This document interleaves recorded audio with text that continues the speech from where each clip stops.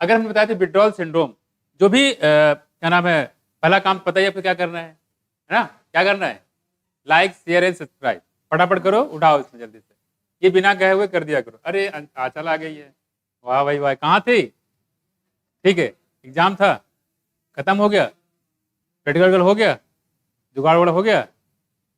हाँ यही होता है। और भी बीएससी लोग और भी देखो, क्या देखो,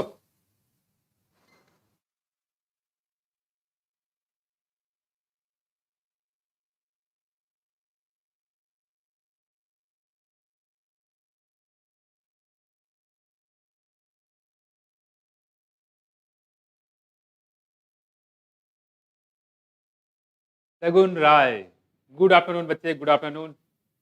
बॉबी सिंह और हमारे और जवान कहाँ चले गए? और इन जवानों को बड़ा बेसब्री से इंतजार, और जवान बड़ी शिद्दत से लगे हुए लाइक और शेयर सब्सक्राइब करने में। देखते हैं कौन ज्यादा लाइक करता है और कौन ज्यादा सब्सक्राइब करता है। शेयरिंग में देखते हैं यहाँ पे, और मसीरा भी लगी हुई है। देखो, ठीक है। तो इस तरीके से यहाँ पे बच्चे लोगों ने बड़ा मेहनत करते हुए, तो ठीक है। आई होप आपने सब कुछ कर दिया होगा, लाइक शेयर सब्सक्राइब, और आई होप कि आप जो है रिवीजन करवा दें, राइट? चलो बताओ जरा, अगर एक्सेसिव डोज हो जाए, अगर एक्सेसिव डोज हो जाए एल्कोहल का या ड्रग का, तो क्या क्या सिम्टम होंगे बताओ जल्दी, क्या होगा? हाँ, क्या होगा? हेलुसिनेशन हो तो बहुत सही। हाँ, शिवरिंग होती है, बताओ आफरीन, कौन सा जाएगा? आकांक्षा, मसीरा, सगुन, हाँ बोलो बोलो बोल तो रही लड़की, यस यस यस। और सेरेब्रल हेमरेज, आगे, हाँ अब सबको याद आ गया, उसने बताया ना, ये सबको याद हो गया। आरसीएच, रेस्पार्टी फेल्योर, सेरेब्रल हेमरेज, और हार्ट अटैक, कि हार्ट फेल्योर, हार्ट फेल्योर हो जाता है। बात में कुछ ऐसे एग्जाम में करोगे, कल ही पढ़ाया आज साहब, ऐसे करोगे? इतना पढ़ा दिया कि पूरी चीज पता होना चाहिए। विड्रॉल सिंड्रोम बताओ क्या क्या है?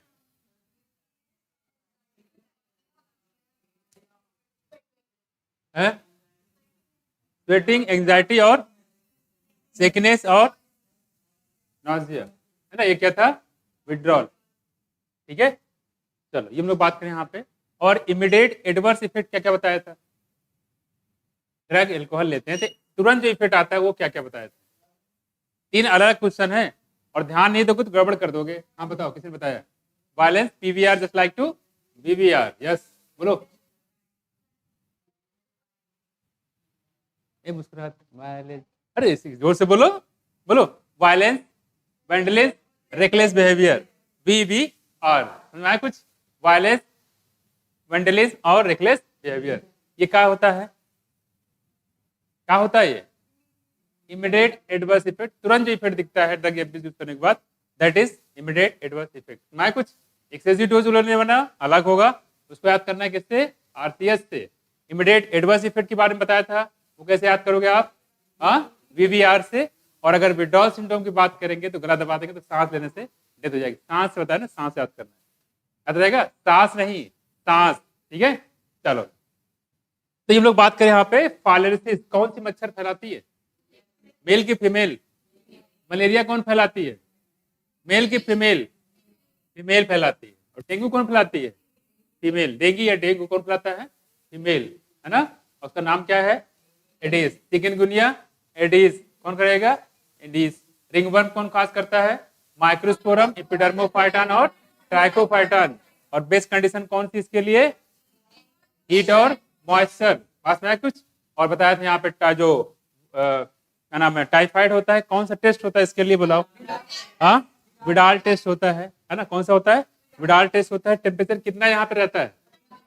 39 से 40 डिग्री लगातार बना रहता है ना? और दूसरी बात बताया था, सेक्सुअल स्टेज कहाँ बनता है? ह्यूमन में बनता है कि मॉस्किटो में? हाँ, ह्यूमन के आरबीसी में बनता है सेक्सुअल स्टेज, लेकिन फर्टिलाइजेशन कहाँ होता है? सलाइवा में नहीं? हाँ, मॉस्किटो के गट में, है ना, पेट में होता है, ठीक है। प्राइमरी जो इन्फेक्टिव स्टेज ह्यूमन के लिए, मॉस्किटो के लिए, हाँ, कितनी हमने वैरायटी बताई थी प्लाज्मोडियम की? 4। पहला बताओ,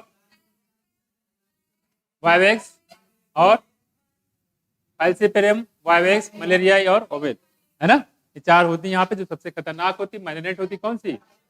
हाँ, फाल्सिपारम होती है। पास में कुछ, इसको ब्लैक डेथ भी बोलते हैं। क्या बोलते हैं? ब्लैक डेथ, ठीक। फाल्सिपारम जो होता है, जो डेथ होती है उसको बोलते हैं ब्लैक डेथ, ठीक है, सुधार रखिएगा। चलो आगे हम लोग बात करते हैं यहाँ पे कि जो निमोनिया की बात करें। निमोनिया किससे होता है जरा बताओ? हाँ, स्ट्रेप्टोकोकस निमोनिस होता है कि हीमोफिलस इन्फ्लुएंजा से? हाँ, दोनों से होता है, ठीक है। और सीवियर कंडीशन में क्या कंडीशन बताई थी? हाँ, लंग एलुलाई में क्या भर जाता है? फ्लूइड भर जाता है। ये तो होता है निमोनिया में, नहीं होता है?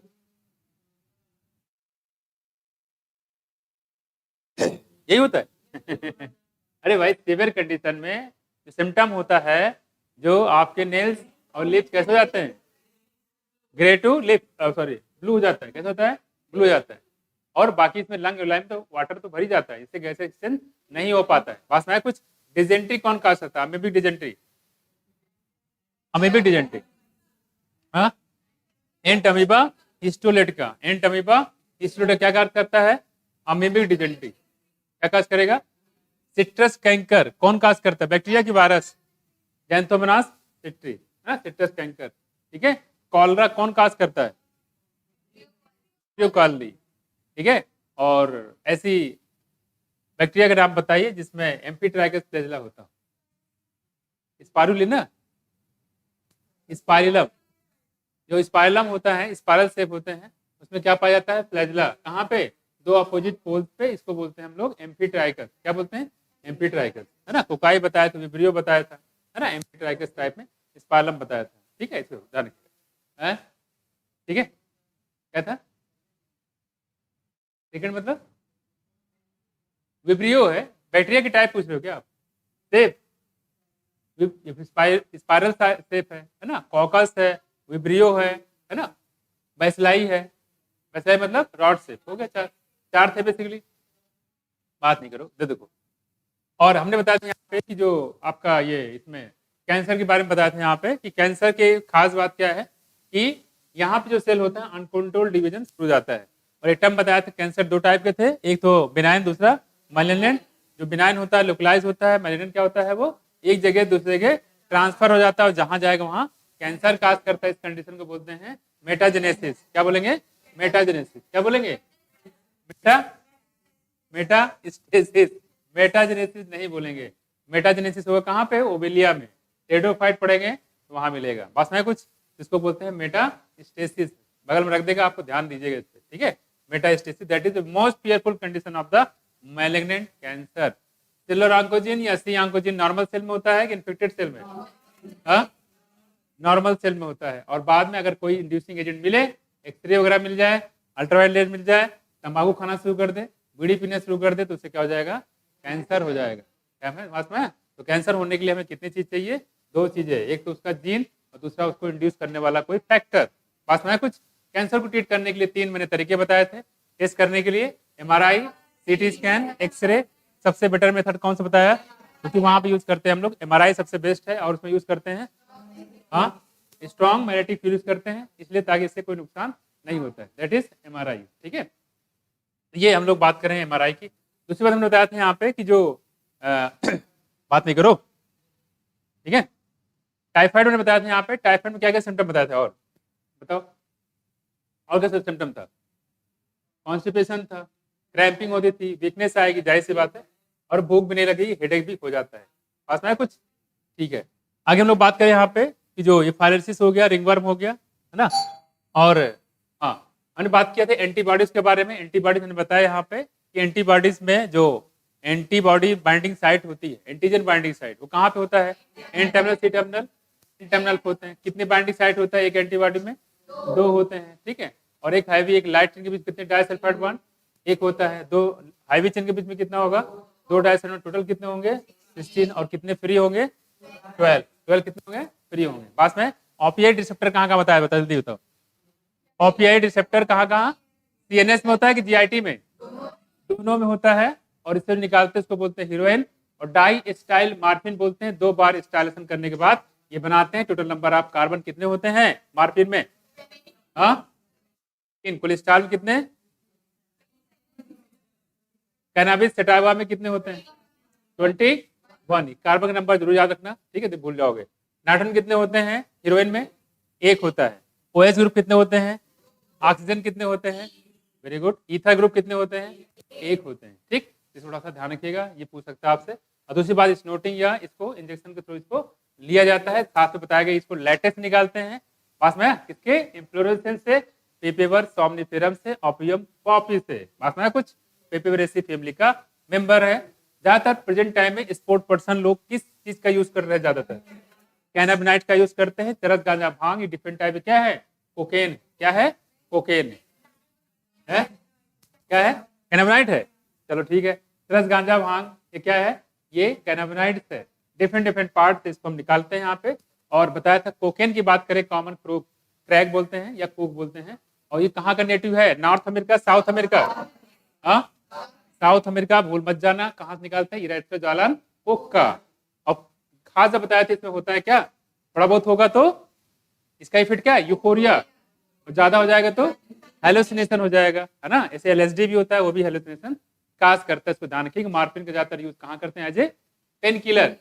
पेन किलर होता है बस में कुछ टर्मिनल कैंसर में या चाइल्ड बर्थ के बाद जो पेन होता है उसको छुटकारा दिलाने के लिए इसको एज ए इंजेक्शन के तौर पे मार्फिन का यूज करते हैं। ये नार्कोटिक मेडिसिन में आता है। 2 टाइप की मेडिसिन पढ़ेंगे आप, नार्कोटिक और नॉन नार्कोटिक। नार्कोटिक मतलब होता है जिसको खाने के बाद लत पड़ जाए।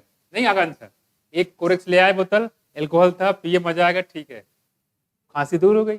अगले दिन अरे यार कोरेस पिया था, चलो आज फिर सब लोग पहुंच गए कोरेस में, जितने बच्चे सब पहुंच गए। कोरेस एक बोतल दो, कोरेस तो बियर से ज्यादा जो है भीड़ वही लग जाए कोरेस की दुकान, मेडिकल शॉप पास में। इसलिए कोरेस इस समय बैन लगे, पता है तुम लोगों की वजह से। तुम लाते हो, पीते हो, खांसी दूर की बहाना है। कहते क्या हुआ? खांसी हुआ है। पता लग कुछ नहीं, नशे के लिए पी रहे पास में कुछ मैं। तो ऐसा होता है।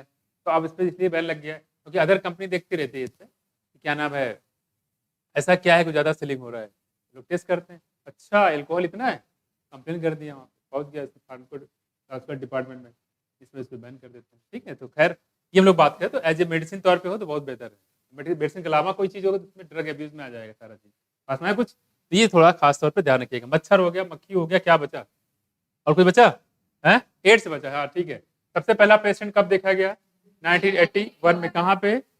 इंडिया, पाकिस्तान, यूएसए, अमेरिका में। कहाँ पे? यूएसए में। ये किस चीज पे अटैक करता है? Helper T lymphocyte. किस पे? हेल्पर टी लिम्फोसाइट को टीएस से लिखते हैं पास में। हेल्पर टी लिम्फोसाइट साथ में मैक्रोफेजेस पे भी अटैक करता है। ये क्या होते हैं? इनेट इम्यूनिटी होती है, एक्वायर्ड होते हैं। इनेट ये नहीं होते। इस इम्यून सिस्टम क्या हो जाएगा? कमजोर। तो ढेर सारी बीमारियां, वायरल इन्फेक्शन होगा, फंगल इन्फेक्शन होगा, बैक्टीरियल इन्फेक्शन होगा। और यहाँ तक जो सबसे कमजोर कौन? टॉक्सोप्लाज्मा, वो भी आके अटैक कर देते हैं। इसको बोलते हैं अपॉर्चुनिस्टिक अटैक, मौका देख के चौका मारना। नहीं, टॉक्सोप्लाज्मा। ठीक है, इम्यून सिस्टम काफी कमजोर हो जाती है। मैंने बताया था यहाँ पे कि मैक्रोफेजेस के अंदर जो वायरस इंटर करता है पूरा पूरा वायरस इंटर कर जाता है कि नहीं है? न्यूक्लियस एंटर करता है, सही है? न्यूक्लिक एसिड एंटर करता है। ठीक है, न्यूक्लिक एसिड एंटर करेगा और जैसे एंटर करेगा क्या होगा? Reverse transcription. क्या बनेगा उससे? डीएनए। क्या बनेगा? डीएनए। ध्यान रखना कि जो हमारा वायरस होता है उसके अंदर होता है रिवर्स ट्रांसक्रिप्टेड एंजाइम। कितने होंगे? 1 पेयर होता है। कितना होता है? 1 पेयर होता है। साथ साथ में सिंगल स्ट्रैंड जो आरएनए होता है वो भी कितने होते हैं? 1 पेयर होते हैं। तो सिंगल स्ट्रैंड आरएनए भी 1 पेयर और रिवर्स ट्रांसक्रिप्टेड एंजाइम भी 1 पेयर होता है। इसको हम आगे बताएंगे आज। ठीक है, जब पूरा एनसीईआरटी खत्म हो जाए तो कुछ एडिशनल चीजें मैं आपको बता देंगे जो पिछले पूछे गए हैं, लेकिन जिनके पूछे जाने की संभावना कम है, लेकिन फिर भी पीवाईक्यू करोगे तो उसमें क्वेश्चन आपको मिलेंगे। ठीक है, तो भी हम आपको करवा देंगे। खैर, तो ये हम लोग बात करें यहाँ पे एड्स के बारे में। और दूसरी बात हमने बताया था कि जो एड्स के बारे में इसका जो मैंने बताया था कि इसका जो इंक्यूबेशन पीरियड होता है कितना होता है? इसके सिम्टम कब दिखेंगे? 3 मंथ से लिखेंगे, 5 से लेके 10 साल तक लग जाते हैं इसके सिम्टम आने में। जब सिम्टम जब तक आएगा नहीं तब तक वो पता नहीं चल पाएगा कि इसको वास्तव में एड्स हुआ है। ठीक है, जुकाम बुखार खांसी नॉर्मल लगे रहेगा और आदमी जुकाम बुखार खांसी का इलाज करता रहेगा। ठीक, तो ये कुछ बात हम लोग यहाँ पे कर रहे थे। इसके बारे में, एड्स के बारे में, ठीक है। और कुछ बचा है यहाँ पे? हो गया? चलो आगे स्टार्ट करते हैं फिर। आज खत्म करते, कुछ इस अलग से एक्स्ट्रा बढ़ाना है चीजें तो उसमें थोड़ा सा टाइम लगेगा। मच्छर हो गया, मक्खी हो, क्या बचा है इसमें, ठीक है। चलो हाँ, कैनाबिनाइड में जो हमने फिगर बताए थे उसमें कितने मिथाइल ग्रुप बताए थे? मिथाइल ग्रुप कितने? 2 की 1? हाँ, यहाँ देखो 2 थे, एक ऊपर था एक नीचे था। साथ साथ में पेंटाइल ग्रुप कितने थे? 1 था। और ओएच ग्रुप कितने थे? 2। 2 ओएच ग्रुप यहाँ पे लगे हुए थे, इसको थोड़ा सा ध्यान रखिएगा। कौन सा फिलोटॉक्सी था यहाँ पे? कैनाबिनाइड में कितने, कौन सा फिलोटॉक्सी था? हाँ, बल्स होता है फिलोटॉक्सी, इसको थोड़ा ध्यान रखिएगा। और अब आते हैं इसके आगे। अच्छा, एडोल्सन पीरियड बताओ कितना होता है? 15 से 24 साल नहीं? हाँ, 12 टू 12 से 18 साल, 12 से 18 साल कौन सा पीरियड होता है? एडोल्सेंट पीरियड, जहाँ पे जो जुवेनाइल फेज से एडल्ट फेज में वो जा रहा होता है ना, फेज की इंटरमीडिएट फेज होती है। और हमने बताया था 15 से 24 साल जो होती है, ये किसे बताया था? एड्स के लिए नहीं, सारे एसटीडी के लिए। पास में एसटीडी बीमारी फैलने का सबसे खतरा कहाँ होता है? 15 से 24 साल। ये कह रहे हैं कि वही एज ग्रुप है जिससे आप भी बिलोंग करते हैं। अब आते हैं आगे। प्राइमरी लिम्फोसाइट कौन कौन से थे? हाँ, कौन कौन सा? बोन मैरो और गुड आफ्टरनून फाइटर गेमर। हुई फाइटर गेमर? इसमें कोई है? हाँ? मुरली, जस्ट लाइक मुरली मनोहर जोशी। इधर देखो, अभी हम लोग बात करते, देखो कहां तक थे यार इसमें? ये हो गया था ना, इफेक्ट ऑफ ड्रग बिल्कुल भी हो गया था ना। जाओ उधर, ठीक है, यहीं से है। हाँ, ये तो है। बोलो मुरली, ओके मुरली। मुरली तो मैथ में पढ़ते हो यार, मुरली मैथ पढ़ता है ना, तो बायोलॉजी में। अरे यार, इरादे क्या है? कुछ नहीं, बायोलॉजी का स्वाग है ना। देखो यहाँ, यही तो है, यहीं से था, है ना। बोली रे लड़कियां का, अच्छा ठीक, ओके। बातें मत करो, इसी में लटका देंगे, इसी में लगाए फांसी का फंदा है इसमें, इसमें जो कोई बात करेगी इसमें लटका देंगे, शहीद हो जाओगे, ठीक है। देखो, ज्यादा बोले फिर क्वेश्चन पूछना शुरू कर देंगे। तो तुम लोग भाई पूछ लो सर, पूछ लो, तुम लोग तैयारी रहते हो कि हाँ हमसे क्वेश्चन पूछे, है ना। देखो इधर, those who take drug intravenously, हमने बताया था ड्रग 3 टाइप से दी जाती है इंजेक्शन के तौर पे। एक इंट्राडर्मल होता है, एक इंट्रामस्कुलर होता है, और एक इंट्रावेनस होता है। इंट्रावेनस इसे डायरेक्टली यहाँ से कर सकते हो, ठीक है। इंट्राडर्मल आपके जो डेल्टॉइड मसल होगा यहाँ पे जैसा लगता है आपके हाथ में, और इंट्रामस्कुलर पीछे लगा सकते हैं बैक पे, ठीक है। तो 3 टाइप के होते हैं। ये कह रहे हैं कि ड्रग, इसमें जो सबसे फास्ट एक्शन होता है वो इंट्रावेनस का होता है, इंट्रावेनस का होता है फास्ट एक्शन। लेकिन कुछ इंजेक्शन जो इसमें जैसे डाइक्लोफेनेक, डाइक्लोसाइक्लोमिन, ये सब नहीं दे सकते इससे, क्योंकि इससे क्या होता है, उसकी जो इंटेस्टाइन फटने का भी डर रहता है, हार्ट फेल हो सकता है। तो इसको अवॉइड किया गया है कि आप इंट्रावेनस में दे सकते। 3 मेडिसिन है, ठीक है। डाइक्लो है, और आपका ये डाइक्लोसाइक्लोमिन, डाइक्लोफेनेक, और पीसीएम है आयु, ठीक है। इसको आप नहीं दे सकते, बाकी आप दवा दे सकते हो। यहाँ देखो, इंट्रावेनसली मतलब इंट्रावेनस, इसमें खास बात है कि जैसे आप डालो with in I hope 2-3 minute में आपको आराम मिल जाएगा। कितना भी तेज दर्द हो, कितना भी तेज दर्द हो, तुरंत आपको आराम मिल जाएगा। किसमें? इंट्रावेनस में। लेकिन यहाँ पे कर क्या रहा है, देखो जरा, जो कह रहे हैं कि जो नशेड़ी वगैरह होते हैं उनको क्या चाहिए होता है, चुलमती रहती है, फटाफट लेके आओ, ठीक है, लगाया यहाँ पे इंजेक्शन तुरंत, वाह क्या मजा आ गया, घूम रहे नशे में, है ना, वैसा हो जाता है। तो ये इंट्रावेनस नहीं लगाते हैं, और इंट्रावेनस लगाने से क्या होता है, एक आदमी सारा, मैंने बताया सारा पैसा किसमें जाता है? खरीदने में, ड्रग खरीद के ले आए, एल्कोहल खरीद के ले आए, ठीक है।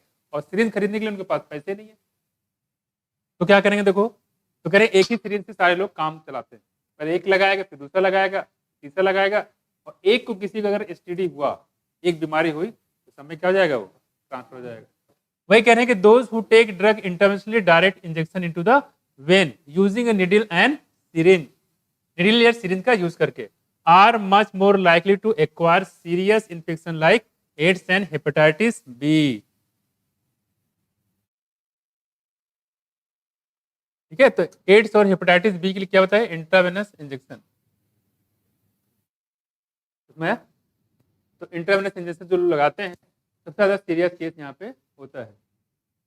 अच्छा ठीक है, नीट और जेई दोनों करते हो, अरे वाह क्या बात है। ऐसा भी, हाँ हाँ ठीक, कुछ जैसे आईसी बोर्ड में तो होता ही है, मैथ बायो दोनों लेते हैं, है कि नहीं। ठीक है, अच्छा है, गुड। तो क्लास भी तो आया करो, लाइव क्लास भी आया करो, यहाँ दुगना मजा है, लाइव क्लास आया करो। तो देखो कह रहे हैं कि एड्स और हेपेटाइटिस बी का खतरा सबसे ज्यादा कहाँ होता है, कि अगर वो इंजेक्शन ले रहे हैं यहाँ पे इंट्रावेनसली तो वहां पर सबसे ज्यादा होता है। ठीक, देखो the viruses which are responsible for the disease are transfer from one person to another by sharing infected needle and syringe. जो निडल होगा इन्फेक्शियस सिरिंज से वो जो है शेयरिंग करने से चीजें बीमारी ये फैल जाती है। ठीक है, ध्यान रखना। इंट्रावेनस इंजेक्शन, देखो आगे अब कह रहे हैं कि both AIDS and hepatitis B infections are chronic infection and ultimately fatal. कह रहे जो एड्स होता है और हेपेटाइटिस बी होता है ये कह रहे हैं क्रोनिक इन्फेक्शन होता है, chronic infection and ultimately fatal. Chronic मतलब दो टाइप की बीमारियां होती है, एक्यूट होता है, दूसरा क्रोनिक होता है। क्रोनिक मतलब जो बहुत लंबे समय चला आ रहा है, जैसे टीबी, ये रातों रात नहीं होता है कि रात में सो रहे सुबह उठा में टीबी हो गया। अगर कोई ऐसा बोल रहा है तो उसको मतलब झूठ बोल रहा है। ठीक, ऐसा नहीं होता। ठीक, इसे अस्थमा हो गया, ऐसा केस नहीं होता तुरंत जो है रात सुबह देखा 2-3 दिन में उसको अस्थमा हो गया। ये सब बीमारियां लंबे समय चल रही होती है, आर्थराइटिस, गठिया लंबे समय चल रही होती है। तो कहने जो क्रोनिक इन्फेक्शन है उसी में आता है कौन, जो आपका एड्स और हेपेटाइटिस। तो कह रहे हैं एड्स और हेपेटाइटिस बी जो होता है ये कैसे आते हैं, क्रोनिक आता है कि एक्यूट आता है।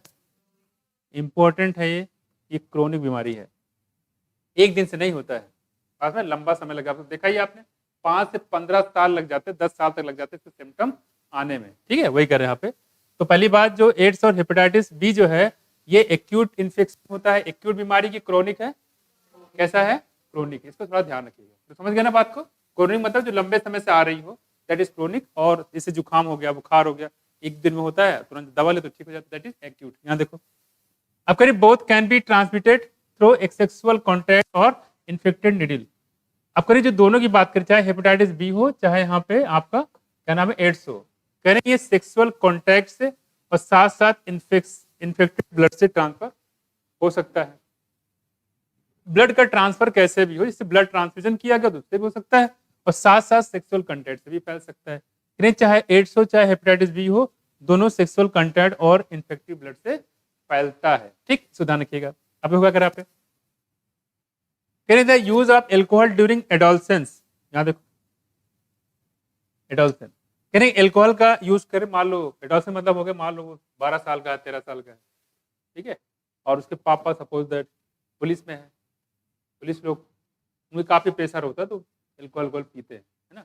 इसलिए जिसको पीना हो कृपया करके वो घर के बाहर पिया करे या बच्चों से हट के। क्योंकि ऐसा क्यों होगा, क्योंकि मान लो पापा पी रहे हैं अंदर बैठ के, बढ़िया बढ़िया बोतल दिखा रहे हैं, और छोटा बच्चा बैठा हुआ है, और छोटे से बच्चे से कह रहे हैं जाओ ग्लास लेके आओ, वो लेके जाएगा, तो भी सोचेगा यार कुछ ना कुछ तो इसमें होगा, मजा आता है, पापा तभी तो पी रहे होंगे। वो क्या होगा फिर, वो देखेगा उसको 1 दिन 2 दिन 3 दिन, लास्ट में किसी दिन मान लो पापा बाहर चले गए तो देखते हैं आज वो बनाया पैग, आराम से पी लिया, उसको मजा आया।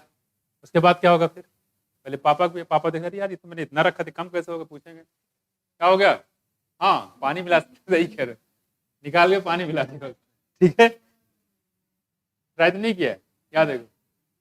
अब कह रहे हैं यहाँ पे उसके बाद क्या होगा, फिर वो बाहर पियक्कड़ निकल जाएगा, फिर कहेंगे मतलब खुद तो पियेंगे, बच्चे बुरी बात, मत पीना इसको, बहुत बुरी बात है, इतनी बुरी तो पी क्यों रहे हैं उसको, है ना। तो बच्चों के सामने ऐसी हरकतें ना करें, ठीक है, क्योंकि बच्चे भी सीखते हैं। यहाँ देखो the use of alcohol during adolescence में also have long term effect. Adolescence में लॉन्ग टर्म इफेक्ट सकता है, क्योंकि 12-13 साल का बच्चा है, उसको कुछ भी पता नहीं है, ठीक है, लेकिन उसको अगर आप पिला दोगे तो आगे चल के आने वाले समय बहुत दिक्कतें हो जाएंगी, तो पढ़ाई लिखाई सब चौपट, उसकी कैरियर पूरा बर्बाद हो जाएगा। Long term effect, it could lead to heavily drinking and adulthood. 12-13 साल में अगर उसने पीना शुरू कर दिया है, 18 साल तक आते आते तो पियक्कड़ हो जाएगा, महापियक्कड़ हो जाएगा, है ना। मान लो सब एक ग्लास ले रहा हो इतना बड़ा, उसमें 10-10 बोतलें उठा लेगा, नहीं है, एक बोतल में एक हाथ में एक बोतल, दूसरे हाथ में दूसरा बोतल, एक खत्म होगा दूसरा शुरू, है ना। वही कह रहे हैं एडल्ट में आते आते तो वो महापियक्कड़ हो जाएगा। यहाँ देखो फिर इससे क्या होगा, इससे ये होगा उसकी लीवर जो है, देखो जो एल्कोहल होता है सबसे इफेक्ट कहाँ होता है? लीवर पे होता है। आप तो जो पीने वाला तो पी जाता है, काम किसको करना पड़ता है? तो जो इसको डिटॉक्सिफाई करने का काम सारा किसको जिम्मेदारी दिया गया? लीवर को। और कोई भी आदमी को सुबह शाम, सुबह काम कराओ, दोपहर काम कराओ, रात में काम कराओ, फिर रात में कराओ, दिन में कराओ, तो क्या होगा? वो थक जाएगा, और थका हुआ कंडीशन फिर उससे काम कराओ, धीरे धीरे क्या हो जाएगा? लीवर सेल डैमेज होना शुरू कर देगी। तो लीवर सेल डिटॉक्सिफाई करने का काम करता है, तो आप उससे लगातार काम कराते हैं तो सबसे ज्यादा इफेक्ट किस पे पड़ता है? लीवर पे काम होता है। देखो कह रहे कि द क्रोनिक यूज, यहाँ देखो, क्रोनिक यूज ऑफ ड्रग, ये कई बार पूछा गया। क्रोनिक मतलब बहुत ज्यादा, use of drug and alcohol during pregnancy, sorry, and alcohol damage nervous system and liver. ये नर्वस सिस्टम और लीवर को डैमेज करता है।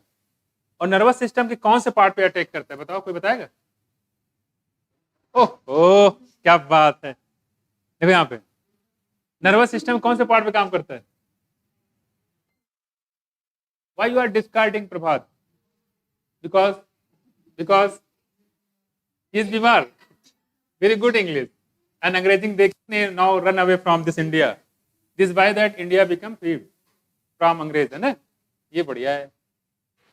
अंग्रेज इसीलिए भाग गए थे यहाँ के, जो इंग्लिश सुन सुन के। नहीं, यहाँ के लोग इंग्लिश बहुत अच्छा बोलते हैं, है कि नहीं? देखो यहाँ पे क्या, देखो आप समझो ध्यान से, नर्वस सिस्टम के कौन से पार्ट पे? हा? क्या बोल रहा है? हाँ, मोतर मुतर कर रहा है, मोतर। सेरेबेलम, कौन सा? सेरेबेलम। इसी वजह सेरेबेलम क्या करता है? बॉडी को बैलेंस करता है। जैसे आदमी देखो लड़का चलता है, ऐसे ऐसे झूमता रहता है ऐसे, नहीं, वो सेरेबेलम की वजह से होता है। सेरेबेलम डैमेज होता है, बॉडी की जो एक्टिविटी खराब हो जाती है, ठीक है? तो सेरेबेलम पे अटैक करता है। यहाँ देखो बताएंगे आगे चल के, cerebellum body balance, nervous system में काम करेगा, साथ में लीवर करेगा, और लीवर करेगा तो लीवर को डैमेज करेगा। इसको बोलते हैं लीवर सिरोसिस। क्या बोलते हैं? Liver cirrhosis. तो एल्कोहल का ज्यादा यूज करने से क्या होता है? लीवर सिरोसिस, लीवर डैमेज होता है। क्या हुआ संजय? कुछ तो हुआ है? कुछ भी नहीं हुआ। तो देखो यहाँ पे तुमको आइसोलेट कर दिया गया, लग रहा है है कि नहीं? आइसोलेट कर दिया गया उसके किनारे, इसलिए बार बार बोले आइसोलेट नहीं करना है ऐसे पेशेंट के साथ। ऐसे पेशेंट के साथ सिंपैथी जताना है, पास में कुछ, यानी कि तमाश उसको अलग कर दो। यहाँ देखो कंफर्ट है, आइसोलेट में कंफर्ट ही रहता है। यहाँ देखो यहाँ पे कह रहे हैं लीवर सिरोसिस। क्या बोलेंगे? Liver cirrhosis. लीवर सिरोसिस क्यों हुआ? क्रोनिक एल्कोहल का यूज करने की वजह से। क्रोनिक एल्कोहल का यूज करने की वजह से पूरा लीवर उसका खराब हो गया है। और लीवर दो नहीं है, एक ही है। लीवर खराब मतलब आदमी गया, राम नाम सत्य। यहाँ देखो अब फिर the use of drug and alcohol during pregnancy. हाँ ये देखो इधर, और हमने बताया कि ये सिर्फ ऐसा नहीं है कि सिर्फ ही लेते हैं, सी भी इसको लेते हैं एल्कोहल को, पियक्कड़ और पियक्कड़ाइन। देखो यहाँ पे यहाँ हम बात कर रहे हैं, यहाँ पे दोनों लोग हैं। लेकिन खास बात ये कि ऐसे तो पी रही है, मान लो प्रेग्नेंट हो गई, तो प्रेग्नेंट कंडीशन में भी वो पी रहे हैं, तो उससे दिक्कत क्या है कि मैंने बता चुका। देखो यहाँ पे also known as adversely affect the foetus. इससे जो फीटस होता है उस पर इफेक्ट पड़ेगा। मम्मी को तो मजा आ रहा है, लेकिन जो बच्चा है उसके साथ दिक्कत हो जाएगी। दिक्कत क्या होगी? दिक्कत ये होगी कि मान लो उसका जो मैंने बताया कि उसके ऑर्गेनाइजेसिस होता है, आर्गन का फॉर्मेशन होता है ना? 6 मंथ में क्या होता है बताओ जरा? 6 मंथ में क्या होता है? Eyelid separate, eyelashes form. पहला मोमेंट कब होता है? हार्ट कब बनता है? 1st month. तो उसके जो ऑर्गन बनते हैं ना, और ऑर्गन किस महीने बनते हैं? डिजिट, हाँ, 3rd कि 2nd? 2nd और 4th मंथ में। 3rd तो था नहीं, 4th में वेल डेवलप हो जाते हैं। तो क्या करेगा? उसके जो लिम्स होते हैं, हाथ होते हैं, वो पूरा प्रॉपर बनने से रोक देगा। अगर एक हाथ बन गया, एक बने, तो नहीं बनेगा, फिर वो पैर नहीं बनेगा, हाथ नहीं बनेगा, कान नहीं बनेंगे। समझ गए? ये होता है एडवर्स इफेक्ट किस पे? फीटस पे। तो जो प्रेग्नेंट लेडीज हैं कृपया करके शराब को हाथ ना लगाएं। पीना भी नहीं है, हाथ लगाने की बात नहीं कर, पीना भी नहीं है, उससे दिक्कत आए किस पे? बच्चे पे। एबॉर्शन भी हो सकता है, ठीक है, मिसकैरेज के चांस भी बढ़ सकते हैं। खैर मैं कुछ तो हम लोग बात करें यहाँ पे लीवर से ध्यान रखिएगा। और प्रेगनेंसी कंडीशन बताया कि इसमें लेना, जो लेने से दिक्कतें हो जाएंगी बच्चे के लिए। खैर इसमें जो अभी तक बताया मैंने आपको, तो कौन कौन सी बीमारियां हैं जो सेक्सुअल कंटैक्ट और इससे हो जाता है, सिरिंज से, इन्फेक्टेड ब्लड से? एड्स और, ये क्वेश्चन आ चुका है, ठीक है, एड्स और हेपेटाइटिस बी। ठीक है, सेक्सुअल कंटैक्ट इन्फेक्टेड ब्लड से। एड्स के बारे में तो लोग जानते हैं, हेपेटाइटिस बी के बारे में कंफ्यूजन हो जाता है, इसको मार्क कर लो। ठीक है, दोनों है बीमारियां। जो हेपेटाइटिस बी होता है ये भी सेक्सुअल कंटैक्ट इन्फेक्टेड ब्लड से हो जाता है। अगर ध्यान नहीं दोगे तो गड़बड़ कर दोगे। यहाँ देखो ये हो गया, और इसके अलावा साथ में बताया था यहाँ पे इंट्रावेनस बताया, यहाँ पे एड्स और हेपेटाइटिस इंट्रावेनस इंजेक्शन से होता है। साथ साथ बताया कि अल्कोहल का इफेक्ट कहाँ का पड़ता है, नर्वस सिस्टम। नर्वस सिस्टम किस पार्ट पे, सेरेबेलम पे, सेरेब्रम नहीं सेरेबेलम पे। और लीवर में काम करेगा, इसलिए लीवर सिरोसिस, लीवर में सड़ने लगता है, लीवर सड़ने लगेगा, उसी बोलते हैं सिरोसिस। क्या बोलेंगे, सिरोसिस। यहाँ देखो, ठीक, चलो ये हो गया। वो आप कह रहे हैं कि another misuse of drug is what certain sport person do to enhance their performance. मैंने बताया स्पोर्ट पर्सन कौन सा ड्रग यूज करते हैं, कैनाबिनॉइड यूज करते हैं। क्या यूज करते हैं, कैनाबिनॉइड। इसलिए डोपिंग टेस्ट की जाती है, और डोपिंग टेस्ट में कोई मिला तो उसको 6 साल के लिए 5 साल के लिए उसको बाहर कर दिया जाता है, डिपेंड ऑन कितना अमाउंट लिया, कौन सा ड्रग लिया। यहाँ देखो परफॉर्मेंस को बढ़ाने के लिए। They miss use narcotic analgesic, कह रहे हैं कि ये मिस यूज करते हैं। यहाँ देखो मिस अलग किया है, यूज अलग किया है, तो mis plus use is equal to misuse. यहाँ देखो यहाँ क्या गया, तो यहाँ क्या कर दिया, मिस यूज कर दिया नार्कोटिक एनाल्जेसिक। और नार्कोटिक एनाल्जेसिक क्या मतलब इसका, हमने बताया दवाइयां 2 टाइप की होती है, एक नार्कोटिक, दूसरा नार्कोटिक। दवा लेने के बाद आपको उसका अगर लगातार लेते हैं तो आप उससे एडिक्ट हो जाएंगे, आपको लत पड़ जाएगी। जैसे कोरेक्स बताया था हमने, ऐसे जो खांसी जो सिरप आते हैं मोस्टली अल्कोहल डाला जाता है। दिक्कत वहां पे होगी तो उसने अल्कोहल का अमाउंट ज्यादा कर लिया। एक लिमिट होता है, उस लिमिट से ज्यादा जो है आप अल्कोहल नहीं डाल सकते। ठीक है, तो वही कह रहे हैं कि ऐसी कोई भी मेडिसिन जिसको लेने के बाद आपको नशा आने लगे, लत पड़ जाए, दैट इज नार्कोटिक। और ऐसी कोई मेडिसिन जिसको लेने के बाद आपको नशा ना हो, कोई लत ना पड़े, तो उसको बोलते हैं नॉन नार्कोटिक, जैसे कि पैरासीटामोल, क्रोसिन। उसी बात करें, फिर they use narcotic analgesic, codeine, morphine narcotic में आते हैं। एनाबोलिक स्टेरॉइड, एनाबोलिक स्टेरॉइड की बात करते हैं। कुछ लोग अपनी परफॉर्मेंस को बढ़ाने के लिए, मसल ग्रोथ करने के लिए, 6 पैक बनाने के लिए, नहीं, उसके चक्कर में ये इंजेक्शन लेना शुरू कर देते हैं। ठीक है, तो इससे दिक्कतें हैं। खैर देखो आगे, एनाबोलिक स्टेरॉइड। दूसरा देखो डायूरेटिक, कुछ ऐसी मेडिसिन होती है जो डायूरेटिक होती है। ठीक है, और कैसे है, certain hormones in sports to increase muscle strength, muscle strength बढ़ाने के लिए, तो उससे रातों रात मसल ग्रोथ हो जाए, हीरो बन जाए, बिल्कुल नहीं, तो उसके लिए भी लोग मेडिसिन लेते हैं, इंजेक्शन लेते हैं। तो कह रहे हैं वो चीजें गलत है। ठीक है, अब कह रहे हैं यहाँ पे देखो, कह रहे हैं कि bulk and to promote aggressiveness and as a result increase athletics performance. जो एथलेटिक होते हैं, जो दौड़ने वाले होते हैं, ठीक है, वो भी मेडिसिन लेते हैं ताकि उनकी परफॉर्मेंस बढ़ जाए। ठीक है, इस ध्यान रखिएगा। अब करेंगे साइड इफेक्ट क्या होता है, ठीक है, स्टेरॉइड के, ये हम लोग देखेंगे। और कुछ ऐसी फीमेल होती है, ठीक है, जो कहेंगे हम मेल से कम है क्या, बिल्कुल कम हो। देखो यहाँ पे, और क्या करेंगे, वो मेल जैसी एक्टिविटीज करना शुरू कर देती हैं, जैसे अल्कोहल पीना, सिगरेट स्मोकिंग। ठीक है, और अगर कोई फीमेल मेल जैसी एक्टिविटीज करने लगेगी तो ऑब्वियसली उसके अंदर मेल कैरेक्टर तो आएंगे ही, क्योंकि वो चाह रही ना कि मेल बनना, तो उसकी खुशियां, उसकी मनचाही चीजें मिल जाएगी। देखो, तो जब वो स्टेरॉइड का ड्रग का यूज शुरू कर देती है तो उस फीमेल के अंदर मेल जैसे कैरेक्टर आने लगते हैं, जैसे उसकी आवाज तेज हो जाएगी, ऐसे बोलना शुरू कर देगी। दूसरा, दाढ़ी मुझ शुरू हो जाएंगे, शेविंग करने की शुरुआत हो जाएगी, उनको एक शेविंग क्रीम अलग से खरीदना पड़ेगा, ये सारी चीजें। और जो क्लाइटोरिस होता है वो इलाज कर जाएगी, है ना, तो ये चीजें इसमें होती है। देखो आगे, तो उसमें मेलनेस कैरेक्टर शुरू हो जाएंगे। उसमें आया, फिर से देखो इधर, कह रहे हैं कि जो इंटरवेनस इंजेक्शन होता है उसकी वजह से 2 बीमारियां खासकर बहुत ज्यादा फैलती, पहला है एड्स, दूसरा क्या है, हेपेटाइटिस बी। ठीक है, दूसरी बात हमने बताया यहाँ पे कि जो एड्स और हेपेटाइटिस बी की बात करें, दोनों कैसे होते हैं, क्रोनिक होते हैं कि एक्यूट होता है, क्या बताओगे, क्रोनिक होता है। कैसे फैलता है, सेक्सुअल कंटेंट और इन्फेक्टेड ब्लड से फैलता है। ठीक है, और दूसरी बात बताई हमने कि एडोल्सन कंडीशन में जो ड्रिंकिंग करने से बहुत इसके दुष्परिणाम बहुत खतरनाक होते हैं। और कह रहे हैं यहाँ पे कि इसका इफेक्ट कहाँ कहाँ होता है, नर्वस सिस्टम पे और लीवर पे। किस पे, लीवर पे। और लीवर जो है डैमेज में लगेगी, सड़ने लगेगी, इसको बोलते हैं लीवर सिरोसिस। एक्यूट एल्कोहलिक, जो एल्कोहल का यूज करते हैं, इसको बोलते हैं एल्कोहलिक। उससे क्या होता है, लीवर सिरोसिस कई बार पूछा गया है। तो लीवर सिरोसिस क्यों होता है, एल्कोहल का जरूरत से ज्यादा इनटेक करने पर। सुना है कुछ, तो इस चीज थोड़ा सा ध्यान रखिए। ठीक है, और दूसरी बात, जो बहुत सारे लोग जो मिसयूज करते हैं नार्कोटिक मेडिसिन का, नार्कोटिक मेडिसिन में बताया किसके लिए होते हैं, पेन किलर होते हैं, दर्द को राहत दिलाने के लिए इसका यूज किया जाता है, लेकिन कुछ लोग क्या करते हैं इसका मिसयूज करने लगते हैं। ठीक, नॉर्मल में भी ये इसका यूज करना शुरू कर देते हैं। अब देखो क्या करें आगे, कौन कौन सी बीमारी बताई, एड्स और हेपेटाइटिस बी। लीवर सिरोसिस किससे बताया हमने, बोलो। और अगर कोई प्रेग्नेंट लेडी अगर एल्कोहल यूज करती है तो क्या क्या दिक्कतें आएंगी, उससे फीटस से फर्क पड़ेगा, और फीटस के जो ऑर्गन होते हैं कोई ना कोई पार्ट जो है उसका नहीं बन पाएगा, कंप्लीट नहीं बन पाएगा। ठीक है, बहुत सारे आपको बच्चे मिलेंगे जिनकी अंगुलियां जो है वो कम रहती हैं, पैर सही नहीं बन पाते, पैर जुड़ भी सकते हैं, ऐसी सारी चीजें हो सकती है। खैर, इसके बाद हम लोग बात करें यहाँ पे,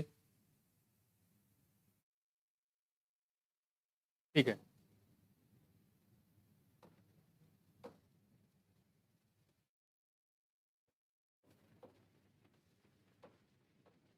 यहाँ देखो, तो कह रहे हैं कि यहाँ पे sports to increase muscle strength and bulk promote. यहाँ देखो कह रहे हैं side effect of the use of anabolic steroid. क्या देखो यहाँ पे साइड इफेक्ट की बात कर रहे हैं, एनाबॉलिक स्टेरॉइड इन फीमेल। ये एनाबॉलिक समझते हो, एनाबॉलिक समझते हो क्या होता है, हमने बताया मेटाबॉलिज्म के दो प्रोसेस है, कैटाबॉलिज्म और एनाबॉलिज्म। कैटाबॉलिज्म में बड़ा से अमाउंट छोटा बनता है, और एनाबॉलिज्म में छोटे से बड़ा बनता है। छोटी छोटी चीजें ग्लूकोज को मिला के ये किसमें चेंज कर देगा, फैट में, और फैट होने से वो थोड़ा सा मसल ग्रोथ में हेल्प करता है, इसलिए बोला गया एनाबॉलिक स्टेरॉइड। यहाँ देखो इंक्रीज एग्रेसिवनेस, यहाँ देखो क्या फीमेल अगर कोई यूज करती है, साइड इफेक्ट क्या है इसमें देखो, ठीक है, इंक्लूड क्या क्या देखो, मैस्कुलिनाइजेशन, मतलब क्या है इसका, मैस्कुलिन मतलब मेल जैसे करेक्टर, दैट इज मैस्कुलिनेशन। यहाँ देखो फीचर लाइक मेल्स, उसमें मेल जैसे करेक्टर, अब हरकतें वैसे कर रही हो, ग्रेट है ना, तो जाहिर सी बात मेल करेक्टर तो आएंगे आएंगे, है ना।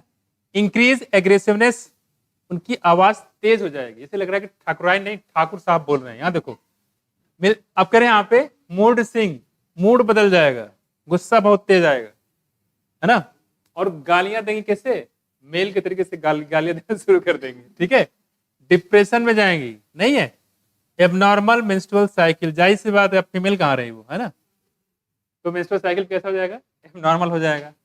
Excessive hair growth on the face and body, face का मतलब क्या, दाढ़ी मुछाना शुरू हो जाएगा, है ना, तो कह रहे हैं एक्सेसिव ग्रोथ शुरू हो जाएगा हेयर का, कहाँ पे, on the face and body, body पे भी होते हैं, मेल जैसे होते हैं, है ना, axial hair just like to pubic hair also. अब कह रहे हैं कि इनलार्जमेंट ऑफ क्लाइटोरिस, क्लाइटोरिस बढ़ जाएगी, देखो क्लाइटोरिस यहाँ पे बढ़ जाएगी। ठीक, आगे देखो deepening of voice, deepening of voice मतलब जो आवाज होती है काफी भारी भारी हो जाएगी।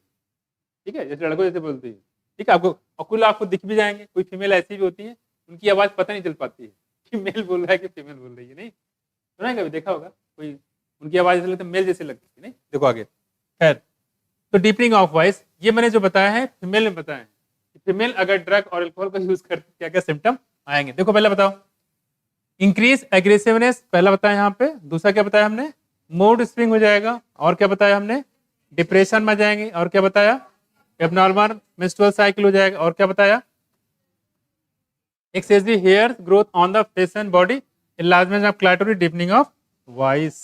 ठीक है, तो ये कुछ बातें यहाँ पे कर सकते हैं डिग्री वाइज। सिम्टम याद रहेंगे, फिर से क्या बताया जरा, फीमेल में इंक्रीज एग्रेसिवनेस पहला बताया, मूड स्विंग, और क्या बताया, डिप्रेशन, और क्या बताया, एबनॉर्मल मेंस्ट्रुअल साइकिल, और क्या बताया, excessive hair growth on the face body, और इलाजमेंट ऑफ क्लाइटोरिस। ठीक है, तो ये है हमारा साइड इफेक्ट और यूज ऑफ एनाबॉलिक स्टेरॉइड। इसका कोड बनाओ फटाफट जल्दी लिखें, क्या बनेगा बताओ, इंक्रीज एग्रेसिवनेस, ठीक है, मूड स्विंग, ठीक है, डिप्रेशन, ठीक है, और क्या देखो, एबनॉर्मल मेंस्ट्रुअल साइकिल, ठीक है, एक्सेसिव हेयर, ठीक है, growth on the face and body, enlargement of clitoris, clitoris, और डीपनिंग ऑफ वॉइस। ठीक है, बताओ क्योंकि इसमें पूछ सकता है अगर ये कोई फीमेल यूज करती साइड इफेक्ट क्या होगा एनाबोलिक स्टेरॉइड का, पहला ऑप्शन, दूसरा ऑप्शन, तीसरा ऑप्शन, ऐसे क्वेश्चन इसमें बन सकते हैं, है ना। तो अगर आप थोड़ा सा सेंटेंस याद रहेगा कुछ तो आप उसमें गेस कर ले जाओगे, अदरवाइज जरूर तो पूछेंगे याद तो हो जाएगा आपको। बताओ क्या बन रहा है इसमें, इसे बनाओ, डबल ई है,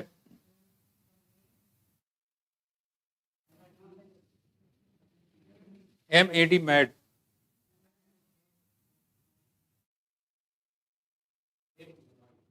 है डेड, EMI, हाँ सही कह रहे हो, देखो DEAD, डेड, हाँ ठीक कह रहे हो।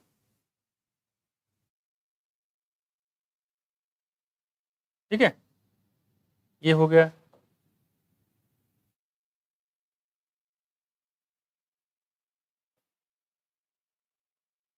एक बचा हुआ ना, EMI, ठीक है,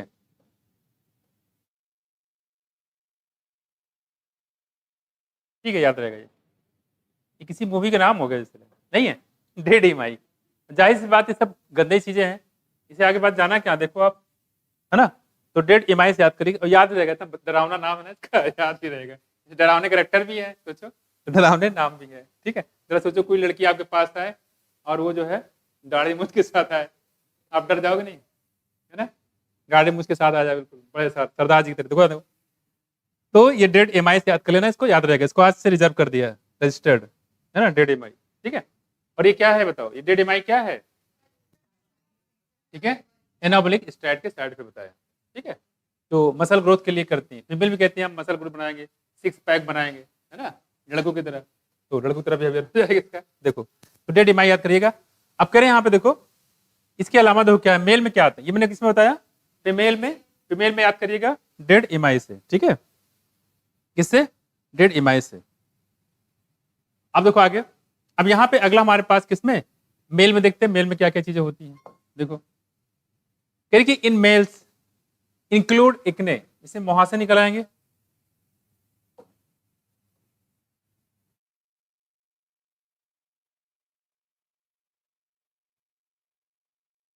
देखो यहाँ पे क्या निकलेगा, मेल की बात कर रहे हैं, तो मेल में क्या होगा, इट इंक्लूड इकने, मुहासे निकल आएंगे, इंक्रीज एग्रेसिवनेस, इनकी एग्रेसिवनेस तो वैसे भी रहती ही ज्यादा है, लेकिन और एग्रेसिवनेस हो जाएगा, ठीक है, छोटी छोटी बात पे लड़ाई करना शुरू कर देंगे, तो इंक्रीज एग्रेसिवनेस हो जाएगा, है। और क्या देखो यहाँ पे, मूड स्विंग, मूड स्विंग मतलब ये होता है थोड़े समय के लिए आपको बढ़िया आराम से बात करते रहेंगे, हेलो कैसे हो, कहाँ से आए, पढ़ाई कैसे चल रही, अचानक क्या हो गया, तो पगला जाएगा, कैसे यहाँ बैठे हो, तुरंत शॉर्ट टेम्पर को आप लोग बोलते हैं, अरे पागल लगे लेके, अभी तो ठीक था, अचानक क्या होगा इसको, क्या हो जाएगा, मूड स्विंग तुरंत बदल जाएगा, डिप्रेशन नो डाउट होगा, रिडक्शन है साइज ऑफ टेस्टिकल, टेस्टिकल का साइज बढ़ जाएगा, ऑब्वियसली स्पर्मेटोजेनेसिस भी घट जाएगा, ठीक है, खैर इंपोर्टेंसी की तरफ जाएगा, डिक्रीज स्पर्म प्रोडक्शन, और स्पर्म प्रोडक्शन भी कम हो जाएगा, टेस्टिकल का साइज भी कम होगा तो स्पर्म का प्रोडक्शन भी कम हो जाएगा। कहाँ होता है स्पर्म का प्रोडक्शन, स्पर्मेटो, अरे यार टेस्टिस में कितने टेस्टिस होते हैं, कितने टेस्टिकुलर लोब्यूल, 250, एक टेस्टिस में, एक टेस्टिस में कितने टेस्टिकुलर लोब्यूल, अरे 250, और कितने, एक टेस्टिकुलर लोब्यूल में कितने सेमिनिफरस ट्यूब्यूल, 1 से 3, ऐसे बोलो ना। और टेस्टिकुलर सेमिनिफरस ट्यूब्यूल के अंदर बताया था हमने, वहां पे कितने टाइप की सेल पाई जाती हैं, 2 टाइप की, मेल जर्म सेल और सर्टोली सेल। सर्टोली सेल का काम क्या बताया, न्यूट्रिशन प्रोवाइड करती है, और मेल जर्म सेल क्या बनाएगा, बहुत सही, याद है, देखो छा गए, देखो छा गए गुरु, यहाँ देखो, reduction of size of testicle कम हो जाता है, स्पर्मेटोजेनेसिस भी कम हो जाएगा। ये किससे है, एनाबोलिक स्टेरॉइड का यूज, जो लंबे लंबे मसल ग्रोथ करते हैं उसके साथ देखो क्या क्या चीजें होती है, और मैं कुछ, तो ये भी चीजें देख लें जो मसल ग्रोथ करवा रहे हैं, खैर उसके बाद ये भी दिक्कतें इसके होती हैं, खैर। अब करें potential of kidney and liver dysfunction, और क्या क्या देखो यहाँ पे, हाँ दूसरी बात करें, potential of kidney and liver dysfunction, जो किडनी और लीवर जो है, आपने सुना होगा अभी जल्दी में एक लोग का डेथ हो गया है, कलाकार थे भाई साहब, ठीक है, तो उनको भी कुछ प्रॉब्लम थी, है ना। तो कोई भी रातों रात शुरू होता है उनको कि मान लो 50 साल हो गया, रात में विचार आया था मैं भी सलमान खान जैसे करता हूँ, ठीक है, अब जाके शुरू कर दिया वो 1 कुंटल का वजन उठाना, कि आज रातों रात 1 हफ्ते के अंदर बना लेंगे, सलमान खान आज से कर रहा है, वो जब छोटा था, आई होप 15-16 साल, तब से वो कर रहा है लगातार। इवन वो जो जेल चला गया तब भी वहां कर रहा था। इस मामले में तो डिसिप्लिन देखने वाली बात है। जो बंदा जो जेल हो गई उसको, वो नहीं काला हिरन वाला केस में, तो जेल के अंदर अपना सब लेके सामान चला गया था, वहां पे बढ़िया जिम बढ़िया कर रहा है, मैंने गजब यार। तो वो कहने मतलब उसके अंदर एक डिसिप्लिन है ना, डिसिप्लिन से काम कर रहा है कि सब कुछ छूट जाए लेकिन डिसिप्लिन उसका जो बनाने को वो नहीं छूटता है। तो वो आज से नहीं कर रहा है, बचपन से काफी टाइम से कर रहा है और रेगुलर करते रहते हैं। तो ऐसे लोग जो है रेगुलर करते रहते हैं, लेकिन 45 साल में जोश चढ़ा गया उनको कि हम सलमान खान जैसे बनेंगे, तो क्या होगा फिर? जाहिर सी बात है, जाना तो है, हार्ट फेल हो जाएगा, लीवर फेल हो जाएगा, किडनी फेल हो जाएगी। ठीक है, हार्ट के केस ज्यादा आते हैं, उसी में एक केस यहाँ पे जो मुझे लगता है चीजें हो सकती है। खैर, kidney and liver dysfunction, kidney और लीवर प्रॉपर तरीके से काम करना बंद कर दी, किडनी फेल भी हो सकती है। ठीक है, आगे देखो, कह रही कि ब्रेस्ट एनलार्जमेंट, ब्रेस्ट एनलार्जमेंट, यहां देखो, यहाँ पे ये हम किसकी बात कर रहे हैं? मेल में ब्रेस्ट एनलार्जमेंट होता है, गायनेकोमेस्टिया वाले सिम्टम यहाँ पे आ जाएंगे। क्या यूज करने से? Anabolic steroid. ठीक है, यानी गायनेकोमेस्टिया वाले। प्रीमैच्योर बैडनेस, समय से पहले गंजापन हो जाएगा, बाल उड़ गए, शरीर बनाने के चक्कर में बाल सारे गंवा दिए। यहां देखो, तो क्या हो जाएगा? देखो, प्रीमैच्योर बैडनेस, समय से पहले गंजे हो गए, सर के सारे बाल खत्म हो गए। बात में कुछ आगे देखो, इलाजमेंट ऑफ प्रोस्टेट ग्लैंड, ये खतरनाक पॉइंट है। Enlargement of prostate gland, prostate gland काफी इलार्ज हो जाएगा और इसमें कैंसर भी हो सकता है। कैंसर होगा तो एक इलाज है, काटो और हटाओ, है ना। तो प्रोस्टेट ग्लैंड जो है क्या हो जाएगा? इलार्ज हो जाएगा। ठीक है, इसको थोड़ा सा ध्यान रखिएगा। दिस इफेक्ट, और प्रोस्टेट का हटा दोगे तो आपको पता है प्रोस्टेट कितने सारे काम बताए थे आपको, है ना। जो हमारा सीमेन होता है उसको बनाने में काफी ज्यादा कंट्रीब्यूशन इसका था, सेमानल साइकिल, प्रोस्टेट ग्लैंड और तीसरा बल्बोयूरेथ्रल ग्लैंड। यहाँ देखो, तो ये कुछ बात हम लोग कर रहे थे। आप ये चीज मैं जो बता रहा हूं, तो प्रॉब्लम कहाँ है, मेल में कि फीमेल में? दोनों में, दोनों लोग लेते हैं। मसल ग्रोथ कराने के लिए, बॉडी बिल्डिंग करने के लिए दोनों लोग यूज कर रहे हैं प्रेजेंट टाइम में, चाहे वो मेल हो चाहे फीमेल हो। तो फीमेल में हमने क्या क्या चीजें दिखाई वो हमने दिखाया, और मेल में क्या क्या चीजें दिखाई वो भी दिखाया हमने। पास में कुछ, तो ये थोड़ा सा ध्यान रखिएगा। खैर, और इंपॉर्टेंट दोनों में है। और देखो क्या है, द इफेक्ट में be permanent with prolong use, और ये जो इफेक्ट है ये परमानेंट भी हो सकता है। एक बार अगर जो भी चीज सिम्टम आ गए तो वो बना रहेगा, फिर आप चाहे कर भी इसको अलग नहीं कर सकते। ब्रेस्ट का डेवलपमेंट हो गया मान लो मेल में, बॉडी बनाते बनाते कुछ और ही बन गया, है ना, तो फिर क्या होगा? ये दोबारा जाएगा नहीं। वही कह रहे हैं कि ये परमानेंट भी हो सकता है, permanent prolong use in the adolescent male and female severe facial. और चीज देखो यहाँ पे क्या है, ठीक है। तो डेड इमाई क्या बताया था हमने, बताओ? डेड इमाई क्या था? फीमेल में एनाबॉलिक स्टेरॉइड यूज करने की वजह से क्या क्या सिम्टम आते हैं उसकी बात बताया। बताओ जल्दी बताओ, बोलते रहो। Increase aggressiveness, mood swing, depression, abnormal menstrual cycle, excessive hair growth on face and body enlargement of clitoris, deepening of voice. बस में कुछ, चलो। और मेल में क्या क्या बताया बताओ? एक ने बताया, मुंह से निकलना तो आम बात है, ठीक है। इंक्रीज एग्रेसिवनेस बढ़ जाएगी, मूड बदलता रहेगा, डिप्रेशन में होगा, reduction size of the testicle का साइज रिड्यूस हो जाएगा, स्पर्मेटोजेनेसिस भी कम हो जाएगा। साथ साथ किडनी और लीवर भी डिस्फंक्शन हो सकता है या फेल हो सकता है। साथ साथ ब्रेस्ट का इलाजमेंट होगा, प्रीमैच्योर बार्डनेस, समय से पहले गंजापन, और enlargement of prostate gland, prostate gland भी इलाज हो सकता है। इसमें पूछ सकता है कि इसमें कौन से सिम्टम पूछे तो ठीक है, कौन सा सिम्टम पड़ता है, लेकिन अगर ये पूछा इसमें कौन सा सिम्टम नहीं आता है तो वो थोड़ा सा आपके लिए दिक्कत हो जाएगा, क्योंकि सारे सिम्टम याद होने चाहिए तभी कर पाओगे, तो नहीं कर पाओगे, ठीक है। फिर दिस इफेक्ट में भी permanent with prolong use in the adolescent male और फीमेल। यहां देखो, एडल्ट की बात करें, इन एडोलसेंट मेल और female severe facial and body acne. अब यहां कह रहे हैं जो एडोलसेंट, वो ड्रग खत्म, जो ड्रग वाला टॉपिक वो खत्म हो गया, ठीक। आप क्या कह रहे हैं कि जो एडोलसेंट पीरियड होता है, चाहे वो मेल हो चाहे फीमेल हो, उसमें क्या निकलते हैं? मुंह से निकलते हैं, ठीक है। ये नॉर्मल है, नेचुरल है। यहां देखो, कह रहे कि एन प्रीमैच्योर क्लोजर ऑफ, ये कई बार पूछा गया, इंपॉर्टेंट है ये देखो।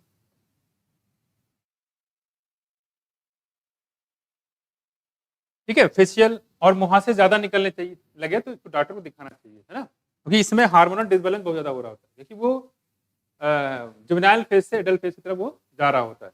इसमें हार्मोनल डिसबैलेंस बहुत ज्यादा होते हैं, कम ज्यादा कोई हार्मोन हुआ तो उससे दिक्कत आ सकती है, इसलिए डॉक्टर को दिखाना चाहिए अगर एक ने मुंह से ज्यादा निकल रहे हैं तो। और ये मुंह से दोनों निकल सकते हैं, मेल में भी और फीमेल में, लेकिन ज्यादा निकल रहे हैं तो उसको हार्मोनल डिसबैलेंस ज्यादा हो रहा है। उससे दिक्कत क्या है देखो, कह रहे कि ये दिक्कत वहां से निकलने से दिक्कत नहीं, दिक्कत यहाँ पे देखो, premature closure of growth centre of the long bone में रिजल्ट इन स्टैंडर्ड ग्रोथ। ये कई बार पूछा गया है। Premature closure of growth centre, जो बोन होते हैं उसके अंदर उसमें ग्रोथ सेंटर पाए जाते हैं, और ग्रोथ सेंटर में डिवाइड करते हैं तो उससे क्या होता है, बोन की लंबाई बढ़ती है, और बोन की लंबाई बढ़ने का मतलब आदमी की हाइट बढ़ती है। बस में कुछ, लेकिन कह रहे हैं कि अगर जरूरत से ज्यादा हार्मोनल डिसबैलेंस हो गया समय से पहले तो ये ग्रोथ सेंटर बंद हो जाए। ग्रोथ सेंटर बंद होने के बाद आदमी का पूरा प्रॉपर डेवलपमेंट नहीं हो पाएगा। पास में ये कई बार पूछा गया है कि ये कब होता है, एडोलसेंट फेज में। तो एडोलसेंट फेज में जब भी ऐसा कोई आता है, हार्मोनल डिसबैलेंस होती है, तुरंत जो है डॉक्टर की एडवाइस लेना चाहिए। ठीक, ये कहने मतलब ये पूछा गया, इंपॉर्टेंट है। ये पूछा जाता है जो ग्रोथ सेंटर कब क्लोज हो जाते हैं, कब क्लोज होने का चांस ज्यादा रहता है, तो क्या बताओ, एडोलसेंट फेज में। ठीक है, सुधार रखिएगा। और उस खासकर फेशियल और बॉडी एक में भी होता रहता है। ठीक, सुधार रखिएगा।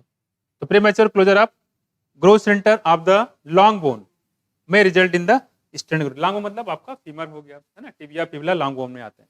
खैर ये चीज हो गई यहाँ पे। ठीक है, ये टॉपिक आपका हो गया खत्म। अब एक काम करते हैं यहाँ पे, फिर से जरा बता दो कि जो फीमेल में बताया था हमने क्या क्या बताया, बताओ। स्टेरॉयड हार्मोन के साइड इफेक्ट क्या होगा बताए, बताओ। मूड स्विंग, ठीक है। आप क्या काम करो, इससे बताओ। ठीक है, जो लिखा हुआ ये बताओ। हाँ बताओ। D for deepening of E for excessive hairs हो गया। ए से क्या हो गया, हाँ डी से क्या हो गया, डिप्रेशन। एम से क्या, सॉरी डी हो गया। ए से क्या हो गया, हाँ बिल्कुल। एम से क्या हो गया, मूड स्विंग। टी से क्या हो गया, सॉरी आई से इंक्रीज एग्रेसिवनेस हो गया, इंक्रीज एग्रेसिवनेस हो गया। ठीक है। और बात करें यहाँ पे, अगर मेल की बात करें तो मेल में ऐसा कुछ है ही नहीं है। देखो वॉइस बढ़ेगा, इसमें कोई दिक्कत ही कर लोगे। मूड स्विंग होगा, जाहिर सी बात है। डिप्रेशन होगा, ये भी होता ही है। ठीक है। और reduction of size of testicle, एक ये याद रखिएगा, टेस्टिकल का साइज कम हो जाएगा। साथ साथ में टेस्टिकल का साइज कम होना है तो स्पर्म काउंट तो कम होगा ही होगा, तो इसको बहुत ज्यादा याद करने की जरूरत नहीं है। ठीक है। और किडनी और लीवर फेल हो सकता है, तो इसको याद रखिएगा। ठीक है, किडनी भी फेल हो सकती है। ठीक है। दूसरी बात कह रहे हैं कि ये ब्रेस्ट इनलार्जमेंट, ये देखो टेस्टिकल वाला और ब्रेस्ट इनलार्जमेंट वाला, ये ध्यान रखिएगा। ठीक है। और समय से पहले गंजापन, प्रीमैच्योर बाल्डनेस, 3 पॉइंट खास पर ध्यान रखिए। क्या क्या देखो, टेस्टिकल का साइज कम हो जाएगा। दूसरी बात ब्रेस्ट इनलार्जमेंट, प्रीमैच्योर बाल्डनेस। और ब्रेस्ट इनलार्जमेंट एक बीमारी बताई थी हमने, कौन सी जेनेटिक बीमारी बताई थी हमने, क्रोमोसोमल क्लाइनफिल्टर सिंड्रोम। क्या बताया, क्लाइनफिल्टर सिंड्रोम। ठीक है, यहाँ देखो, तो वहां पे चीजें होती है। खैर, enlargement of the prostate gland, और साथ में प्रोस्टेट ग्लैंड का भी इलाजमेंट हो सकता है। तो कहने मतलब आपको ध्यान रखना है सिर्फ ब्रेस्ट इलाजमेंट, ठीक है, टेस्टिकल का साइज और प्रीमैच्योर बाल्डनेस और प्रोस्टेट ग्लैंड का इलाजमेंट। ये 4 टॉपिक याद रखना, मैं आपको रोज याद करवा दूंगा। फीमेल वाला टॉपिक हो याद करना जरूरी है। ठीक है, ध्यान रखिएगा। खैर, और प्रीमैच्योर समय से पहले अगर ग्रोथ सेंटर बंद हो जाएगा तो बॉडी का डेवलपमेंट पूरा नहीं हो पाएगा, बॉडी ग्रोथ प्रॉपर नहीं हो पाएगी। ठीक है, ये कब, एडोलसेंट कंडीशन में। तो एडोलसेंट कंडीशन में बच्चे को प्रॉपर ध्यान रखना चाहिए। अगर न्यूट्रिशन नहीं मिलेगा, खाना नहीं मिलेगा, तो ग्रोथ सेंटर कहाँ बनेंगे, नहीं बन पाएगा। ग्रोथ सेंटर जल्दी से क्लोज हो जाएगा, तो प्रॉपर ग्रोथ बॉडी की नहीं हो पाएगी। तो इसी थोड़ा सा ध्यान रखना चाहिए। खैर, ये हो गया आपका। अब आते हैं प्रिवेंशन एंड कंट्रोल। तो उन्होंने अब बीमारी पढ़ ली, क्या क्या दिक्कतें होती है। ठीक, अब सवाल ये है कि इसको हम दूर कैसे करें, उसके बाद हम लोग कर लेते। देखो, दूर करने के तरीके, ये क्वेश्चन अगर करो तो आपको मिलेगा, premature closure of growth centre. पूछा कौन सा सेंटेंस गलत है ना, उसमें ऐसे सेंटेंस पूछेगा। प्रिवेंशन एंड कंट्रोल, आप कैसे इसको प्रिवेंशन करोगे। और मुद्दे की बात करें तो आपका चैप्टर जो है पूरी तरीके से लगभग ये खत्म हो गया है। ठीक है। और अभी जो बताएंगे इसमें कोई ऐसा कोई पॉइंट नहीं है, बहुत ज्यादा इंपॉर्टेंट पॉइंट आपको नहीं मिलने वाले हैं अब। ठीक है, जो मिलने थे अब खत्म हो गए वहीं तक। ठीक है, अब देखो, लेकिन हम आपको रिट बता देते हैं, इसमें कुछ पॉइंट मिलेगा नहीं वैसे। प्रिवेंशन एंड कंट्रोल, और प्रिवेंशन आप जानते हो क्या करना, आपको बीमारी बता दिया भाई, आपको पता है नॉर्मल स्टेरॉइड यूज करने से ये चीजें दिक्कत होती है, तो क्या करो, मत यूज करो। इसमें ऐसी क्या बात है, देखो आगे, the age old adage of prevention is better than cure. बहुत पुरानी कहावत है। What is mean the age old adage, बहुत पुरानी कहावत है। क्या, prevention is better than cure. परहेज इलाज से बेहतर। इलाज से बेहतर क्या है, परहेज। आप परहेज करते रहो, कभी आपको इलाज की जरूरत ही नहीं पड़ेगी।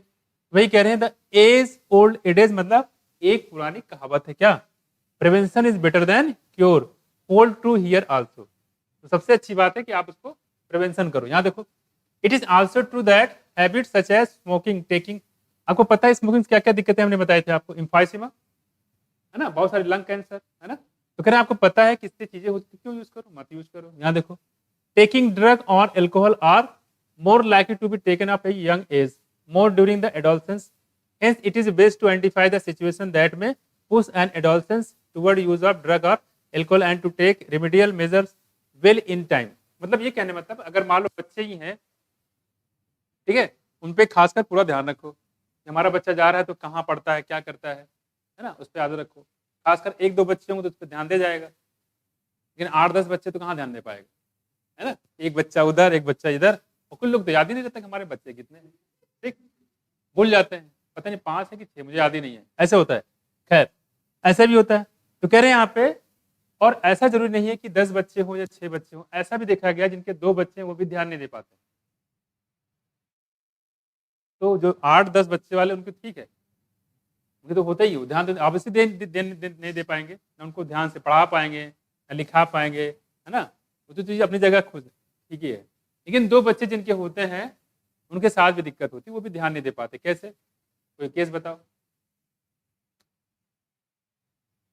खासकर ये जो होता, बताओ कहाँ बिजी हो,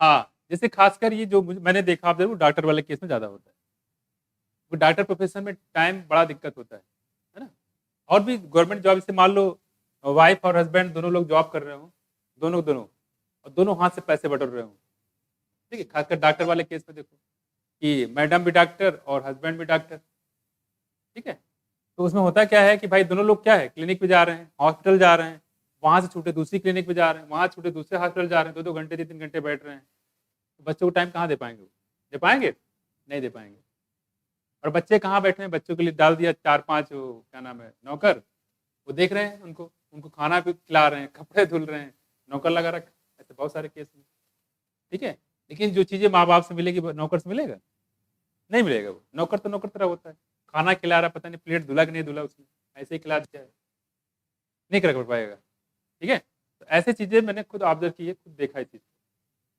ठीक है, और लोग मियाँ बीवी दोनों लगे हुए हैं, उधर से आए, जब आदमी उधर से आएगा थका आ रहा है, सोया, सोने के बाद सुबह फिर हॉस्पिटल है, ओपीडी देखना है, फिर ओपीडी निकल ली है, तो ये रूटीन उनका डेली रहता है, ठीक है, खासकर जहाँ पे 2 लोग, सिर्फ ना कि मेडिकल में, बाकी अदर प्रोफेशन में भी, लेकिन मेडिकल प्रोफेशन इसलिए होता है क्योंकि बिजी लाइफ बहुत ज्यादा होता है, आप बैठे हुए घर पे, मान लो क्लिनिक तो नॉर्मली हो ही जाता है ना, क्योंकि आसपास जो है कोई पेशेंट आ गया, बिल बजा दिया, थोड़ा टाइम मिला सोने के लिए तो पेशेंट आ गया, अब आप जो कसम खा चुके तो आपको देखना तो पड़ेगा ही, तो आप उसको देखना बैठ गए, तो कहने मतलब ये दिक्कत थोड़ा सा रहती है, इसलिए दोनों में से जो मुझे लगता है कि 2 में से एक ही लोग को डॉक्टर होना चाहिए, नहीं है, और दूसरे प्रोफेशन या तो अलग हो या तो कुछ चीजें और हो, तो दोनों साथ दिक्कत, तो बच्चों को ध्यान कौन रखेगा, और अगर कुछ पैसे कमाने हैं तो कोई दिक्कत नहीं है, बच्चों को छोड़ दो, है ना, ये दिक्कत होती है। खैर, यहाँ देखो आगे कह रहे हैं कि मोर लाइकली, तो ऐसे मेरा मतलब ये है, जरूरी नहीं है कि 8-10 बच्चे हो तभी, 2 बच्चों को भी लोग ध्यान नहीं दे पाते पैसे कमाने के चक्कर में, है ना, देखो खैर,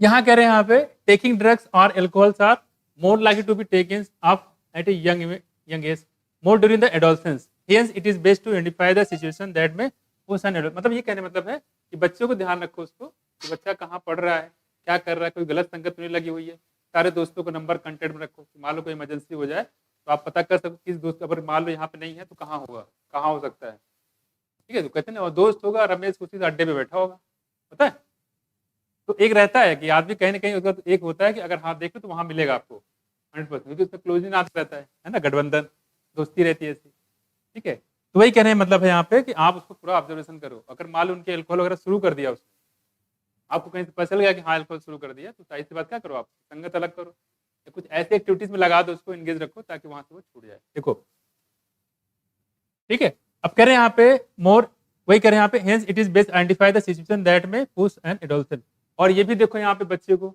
सब दिक्कतें आई क्यों, वास्तव में अल्कोहल जरूरत क्यों पड़ गई उसको, मतलब वही चीज है, आपको आपको ध्यान नहीं दे रहे हो, बस मान लो जो मैंने 2 केस बताया, आपने ज्यादा क्लास लगवा दी है, हर चीज थोड़ी ना कर पाएगा, बच्चे पढ़ाई नहीं कर पा रहा, बगल अम्बेडकर पार्क घूम रहा है ना, रिजल्ट कैसा है, खराब आया, माँ बाप को पता चला, साइन करने के लिए आता है ना रजिस्टर में, उसमें क्या नाम है, मार्कशीट में पेरेंट के तो साइन करने के लिए आया, दिखा अरे ये क्या है, 100 में 25 नंबर आ रहा है, 30 नंबर आ रहे हैं, सब रेड रेड पड़ा हुआ है।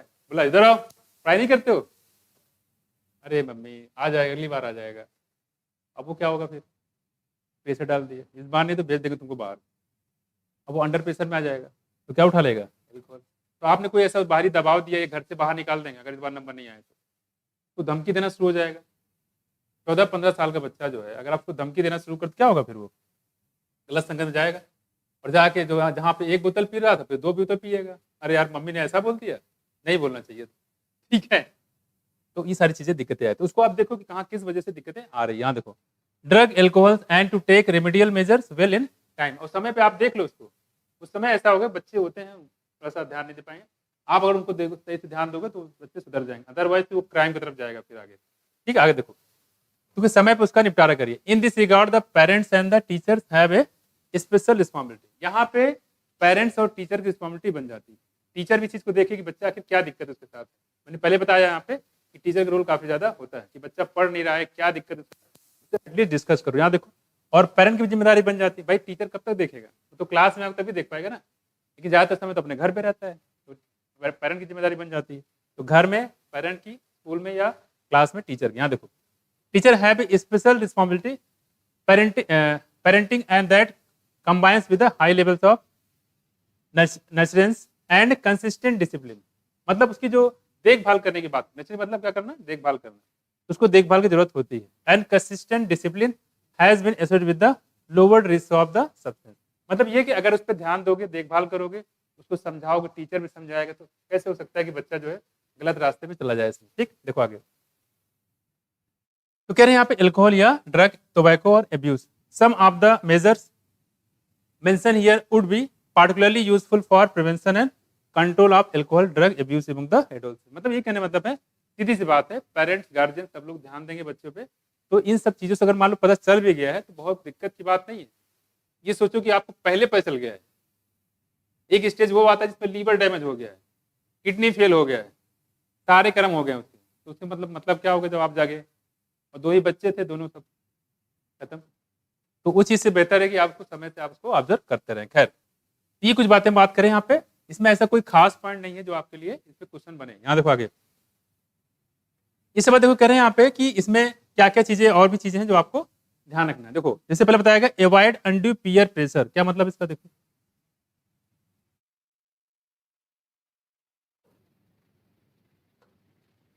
मतलब ये होता है कि जैसे इसका मतलब होता है अपने सहपाठियों का दबाव।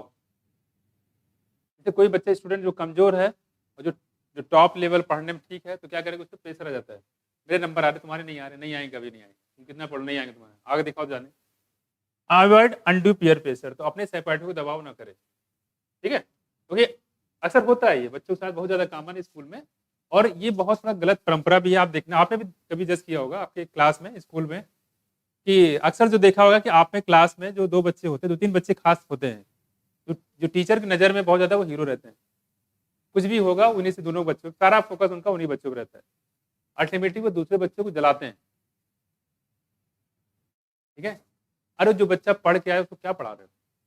अभी सोचो 2 बच्चे होंगे, मैं आओ बता दूं, मैं वो बच्चों के घर में कोई ना कोई लगा होगा पढ़ाने की, मम्मी पढ़ा रही होगी, पापा पढ़ा रहे होंगे, कोई और पढ़ा रहा होगा, घर में उसको गाइडेंस मिल रहा होगा। 3 बच्चे टॉप करके बैठे हुए हैं, लेकिन बाकी जो बच्चे हैं उस पर किसी का ध्यान नहीं रहता। उन्हीं 3 बच्चों पे, 2 बच्चों पूरा साल उनका ऐसा लगता है, उन्हीं 2-3 बच्चों की फीस मिलती है टीचर को, बाकी बच्चों फोकस नहीं रहता है। अच्छा, वो बच्चे क्या होते हैं, डिप्रेशन चले जाते हैं। या टीचर भी यार देखो, और कोई पीछे का बच्चा कोई पूछेगा तो देखो जला जाएंगे, गधे कहेंगे, तुमको ये नहीं आता है, अरे। और दूसरा, अरे बेटा आओ बेटा, क्या दिक्कत। ये दोहरा जो चरित्र है, आपने भी जज किया होगा इस चीज को। ठीक है, ये चीजें नहीं होनी चाहिए। अरे यार थोड़ा समझ गए। सच बताऊं कि सबका, जो मैंने बताया कि मेंटल लेवल सबका सारे बच्चों का एक जैसा होता है, किसी की कम ज्यादा नहीं होता है। ये दिक्कत यहीं पे आ शुरू हो जाती है कि स्कूल में जो टीचर जो रवैया होता है वो बड़ा अजीबोगरीब टाइप का है। अरे उस बच्चे को देखो, जैसे 3 बच्चे टॉप कर रहे हैं तो उनको छोड़ो, वो तो टॉप करेंगे, लेकिन जो बच्चा कमजोर उसको उठाओ, उसको बराबर लेके आओ। वो चीजें वहां पे नहीं रहती। धीरे क्या होगा, बच्चा वहां पे स्कूल लेवल पे कमजोर हुआ, फिर आगे बड़े कंपटीशन जाएगा, वहां भी कमजोर होगा। तो कहने मतलब ये धीरे चीजें, उसकी कमजोरी वो इकट्ठा होती चली जाती है। वही करें आप देखो, अवॉइड। और आप भी, बच्चे भी सोचते हैं यार ये बताओ ऐसा क्या है, वो टॉप करता है और हम इतना पढ़ते हैं लेकिन हमारा नंबर ही नहीं आता, पता है। तो ऐसा होता है।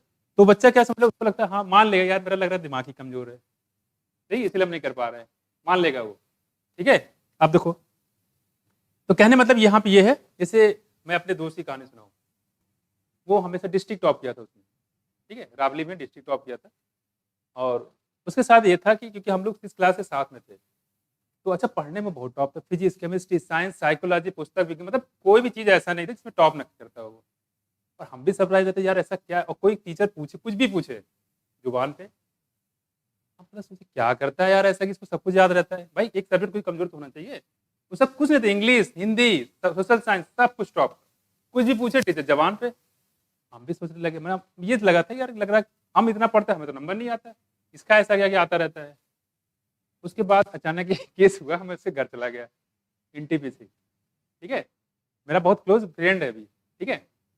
तो जब उसके घर गया तो हमने देखा उसको, क्या नाम है कि उसके भैया इंजीनियर हैं, एनटीपीसी में थे और डंडा लेके पढ़ा रहे हैं उसको। और पता चला कि जो अ, दिसंबर नवंबर में जो हम लोग पढ़ाई टॉपिक चल रहा था और वो बंदा गर्मी की छुट्टी में खत्म कर चुका था। जून में ही पूरा सिलेबस खत्म। जो हम लोग साल भर में पढ़ने वाले थे, जो खत्म होता है ना होता, वो बंदा जून में खत्म कर दिया था पूरा, सिलेबस ही पूरा। फिजिक्स, केमिस्ट्री, बायो जितना भी सब खत्म था, हिंदी सब खत्म था। तो घर पे भैया पढ़ाते थे उनके। इस वजह से हमेशा वो टॉप करता था। जो चीज़ स्कूल में 6 महीने बाद पढ़ाया जाने वाला है, वो ऑलरेडी पहले से निपटा चुका था। जब उस दिन मैंने देखा, हम भी डिप्रेशन में रहते थे, यार मेरा नंबर ही क्यों नहीं आ रहा है? और इसका ऐसा क्या है, कहता है कि इसका आता है, ठीक है? तो फिर वो चीज़ समझ में आई मेरे, कि मैंने कहा अच्छा ये बात है। तो उसके बाद फिर क्या, मैंने उनसे बोला भी, भैया हमको ही पढ़ा दीजिए, बट बंदे ने पढ़ाया नहीं। पढ़ाया नहीं उन्होंने, मना कर दिया डायरेक्टली। हमने यहाँ तक बोला कि जो पैसे होते हैं हम दे देंगे, लेकिन उस बंदे ने पढ़ाया नहीं। और बहुत यूनिक बात बताएँ, अब वो मेरे से एडवाइस लेते हैं। अब मेरे से एडवाइस लेते हैं कि अपनी बेटी के लिए मैं क्या कराऊँ? लेकिन मैं भूला नहीं हूँ। वो दोस्त मेरा बहुत क्लोज़ दोस्त है। मेरा बहुत क्लोज़ दोस्त, रियली में। मेरा बेस्ट फ्रेंड है। मेरा लाइफ़ में मेरे 2-3 दोस्त बने। एक प्राइमरी लेवल पे, एक जूनियर लेवल पे, एक यहाँ पे इंटर लेवल पे। वो मेरे बहुत क्लोज़ में हैं, ठीक है? उससे मैंने बताया, मैंने वो भी भैया के उसमें अंडर में था, डरता भी था। लेकिन भैया ने मतलब पढ़ाया नहीं। उनको एक डर था, कहीं इसको पढ़ा दिया तो ये निकल जाएगा आगे, ठीक है? ये चीज़ें थी। क्योंकि क्लास में तो मेंटेन था, पोज़ीशन मेंटेन थी। इस क्लास से बंदा किसी को आने नहीं दिया पहले, वही सोचिए। 6th में आया, 7th में आया, 8th में आया, 9th में आया, 10th में आया, 11th में आया, 12th में आया, 12th में डिस्ट्रिक्ट टॉप। यूनिवर्सिटी में भी अच्छी रैंक आई, जो बीएससी एग्ज़ाम दिया। तो टॉप तो रहेगा ही। जो एंट्रेंस एग्ज़ाम दे सब में निकल रहा है वो। एलआईसी की जब गवर्नमेंट जॉब जो भी डाल रहा है सब निकल रहा है वो। तो कौन निकलेगा आप खुद बताओ? वो एक दिन का नहीं है, वो उस दिन का है। लेकिन हाँ, उस दिन बाद एक चीज़ मुझे क्लियर हो गया, अपने पे शक जो है वो खत्म हो गया। भाई उसको पढ़ाने वाले लगे, ऑलरेडी बहुत एडवांस लेवल चल रही चीज़ें, ठीक है? तो निकल रहा था, तो मैं अपने लेवल पे काम करना शुरू कर दिया। अपने लेवल मतलब जैसे जैसे मैथ में क्या टीचर की हेल्प चाहिए होता है, कुछ सब्जेक्ट ऐसे जिसमें टीचर की हेल्प नहीं चाहिए होता है, जैसे साइंस, है ना? और जैसे हिंदी हो गया, है ना? इंग्लिश में चाहिए होता है, नो डाउट। जो हम लोग का हिंदी मीडियम रहता था, तो इंग्लिश थोड़ा-सा आई होप 6 क्लास से स्टार्ट होता था हम लोग में, ठीक है? तो 6 साल तो ऐसे ही पीछे। अब देखो क्या है, तो हमने साइंस पकड़ना शुरू कर दिया, और साइंस मेरा फेवरेट था भी, ठीक है? तो हमने क्या कर दिया, फिर 24 घंटे सुबह, शाम, दोपहर वही साइंस, साइंस और हिंदी। हिंदी में ऐसा कुछ नहीं होता, कॉन्सेप्ट लगाना तो होता नहीं है। फिर क्या हुआ कि हिंदी और साइंस में मेरा टॉप होने लगा। मतलब हिंदी और साइंस में वो टॉप तो रहता ही था, नो डाउट, लेकिन फिर मैं पैरेलल चलने लगा उसके, ठीक है? लेकिन बाकी में पीछे रहते थे। मैथ मतलब रहता था, बट पीछे रहते थे। लेकिन 2 सब्जेक्ट ऐसा था, कि जितने उसके नंबर आते थे उतना मेरे आने लगे, बराबर थे। एक ड्राइंग, ड्राइंग में था हम लोग का, ड्राइंग और संस्कृत में ऑप्शन था, ड्राइंग में भी। और सुना है कुछ? एक वहाँ पे लड़का था, राजेश जानते हो? इधर ये है आंचल है, मिराबली की, अब उसको पता हो। तो ये जो वहाँ पे वो उसके पूरा घर-वार जो है ड्राइंग में वो बनाते हैं, क्या नाम है? पूरा काम होता है उसके यहाँ ड्राइंग का, पेंटिंग का, हाँ। वो पेंटर छोटा लड़का, छोटा सा था, उसकी 6-6 अंगुलियाँ थी। और बंदा आप जैसे बैठे हुए ना, पूरी क्लास जो जैसे पोज़ीशन बैठा हुआ है, सबकी वो फ़ोटो बना देता देख-देख के ऐसे, वो था। आई होप उसके 86 आए थे उसमें, है ना? लेकिन हाँ, पहले नंबर जो मिलते थे बिल्कुल जेन्युइन मिलते थे। आपको पता है यूपी बोर्ड में कैसे मिलते थे? अब तो खैर सब हो गया है। और जो मेरे आए थे आई होप 76 आए थे मेरे, मतलब सेकंड पोज़ीशन मेरी आई थी ड्राइंग में। और साइंस में, फिजिक्स में, सॉरी साइंस मतलब फिजिक्स केमिस्ट्री सारे, फिजिक्स केमिस्ट्री बायोलॉजी, और साथ साथ इसमें आपके ये ड्राइंग और हिंदी, हाँ इन तीनों में मेरे नंबर बिल्कुल झकास आए, क्योंकि ये अपने लेवल पे कर सको तो अपने लेवल कर किया हमने। तो कहने का मतलब ये है कि आप अपने लेवल पे, जैसे सब में मत सोचो, अगर मैं उसी चीज को सोचता रहता कि सब में टॉप कर, तो मैं नहीं कर पाता, कभी नहीं कर पाता, कर ही नहीं सकता ऑब्वियसली।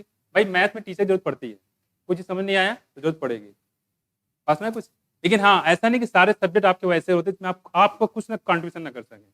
तो हमें लगता है कि मैं जिसमें हम खुद कर सकते थे किया हमने, और रिजल्ट भी आया पास में। तो कहने मतलब ये है कि ऐसे बहुत सारे लाइफ में पूरा चीज़ें ऐसी होती है। और क्लास में हमने भी ये चीज़ ऑब्जर्व किया था, तो हम बैठे रहते थे तो जब भी एक वो लड़का रहता था, अभिषेक ने बताया, एक दोस्त हमारा कह रहे, एक फीमेल लड़की रहती थी, उसकी मम्मी जो टीचर, जब भी कुछ होता इधर से उठा लड़की को, उधर उठा लड़के को, उठो उठो उठो उठो है, बाकी तो सब ऐसे खाली। हाँ तो पता तुम कुछ बता तो पाओगे नहीं, क्या मतलब तो ये सब चीज़ें होती थी और मुझे बहुत बुरा लगता था दिल्ली में, क्योंकि हमें गवर्नमेंट स्कूल में ज़्यादातर पढ़े हुए हैं, हमें बुरा लगता है कि यार हम लोग क्या पागल हैं, बैठे हमने टीचर को रिस्पॉन्स लग रहा हम लोग जानते ही नहीं है। तो ये सब चीज़ें होती है। वही मैंने बता रहा है यहाँ पे कि कभी भी क्लास में जो बच्चा मान लो कोई देख रहा हो, उसको डिप्रेस नहीं होना है। आपके पास ऐसे सब्जेक्ट जिसमें आप टॉप कर सकते हो, जैसे मैंने एग्जांपल दिया आपको, जब जहाँ पे टीचर सपोर्ट की जरूरत नहीं भी पड़ सकती है, आप खुद अकेले कर सकते हो। याद देखो, तो वे कह रहे जो सहपाठी होते हैं उनको पढ़ाते कह रहे यार मेरे नंबर इतने आ रहे तुम्हारे नहीं आ सकते, तो कह रहे हैं उस प्रेशर से बचना चाहिए। आपको ये समझना चाहिए कि हो सकता है उसके घर में कोई ऐसा पर्सन हो जो उसको पढ़ाता हो, ठीक है, इस वजह से नंबर आ रहे हैं, वो आपको पढ़ाने वाला नहीं तो नंबर कहाँ से आएंगे। लेकिन हाँ जितने सब्जेक्ट कुछ आप खुद अपनी मेहनत से कर सकते हो तो उसमें आ सकता है। यहाँ देखो, अवॉइड अनड्यू पीयर प्रेशर। हाँ उसमें एक चीज़ और था, जैसे एक क्लास था उसमें, मैं एक चीज़ बताऊँ, मैं भूला नहीं उस चीज़ को। जैसे एक क्वेश्चन दे दिया था सर ने, क्योंकि मैं क्या पढ़ता था उसको पता था, अच्छा वो जो बंदा है उसको मैथ, साइंस, इंग्लिश, हिंदी सब देखना पड़ता था, तो बर्डन तो ज़्यादा था, जाहिर सी बात है। और मेरे साथ क्या था, बस साइंस हिंदी, सुबह साइंस, शाम को साइंस, दोपहर में साइंस, तो जाहिर सी बात है, तो जा समझ सकते हो क्या है। एक क्वेश्चन दे दिया, वहाँ पे एक मौर्य जी थे, उन्हें क्वेश्चन दे दिया फर्टिलाइजेशन का। और भाई साहब वो फर्टिलाइजेशन जो उसका आंसर जो वहाँ पे था, जानते कितना लिख पाते हैं, वो 3 पेज का था, उसमें समझने वाला कुछ नहीं था।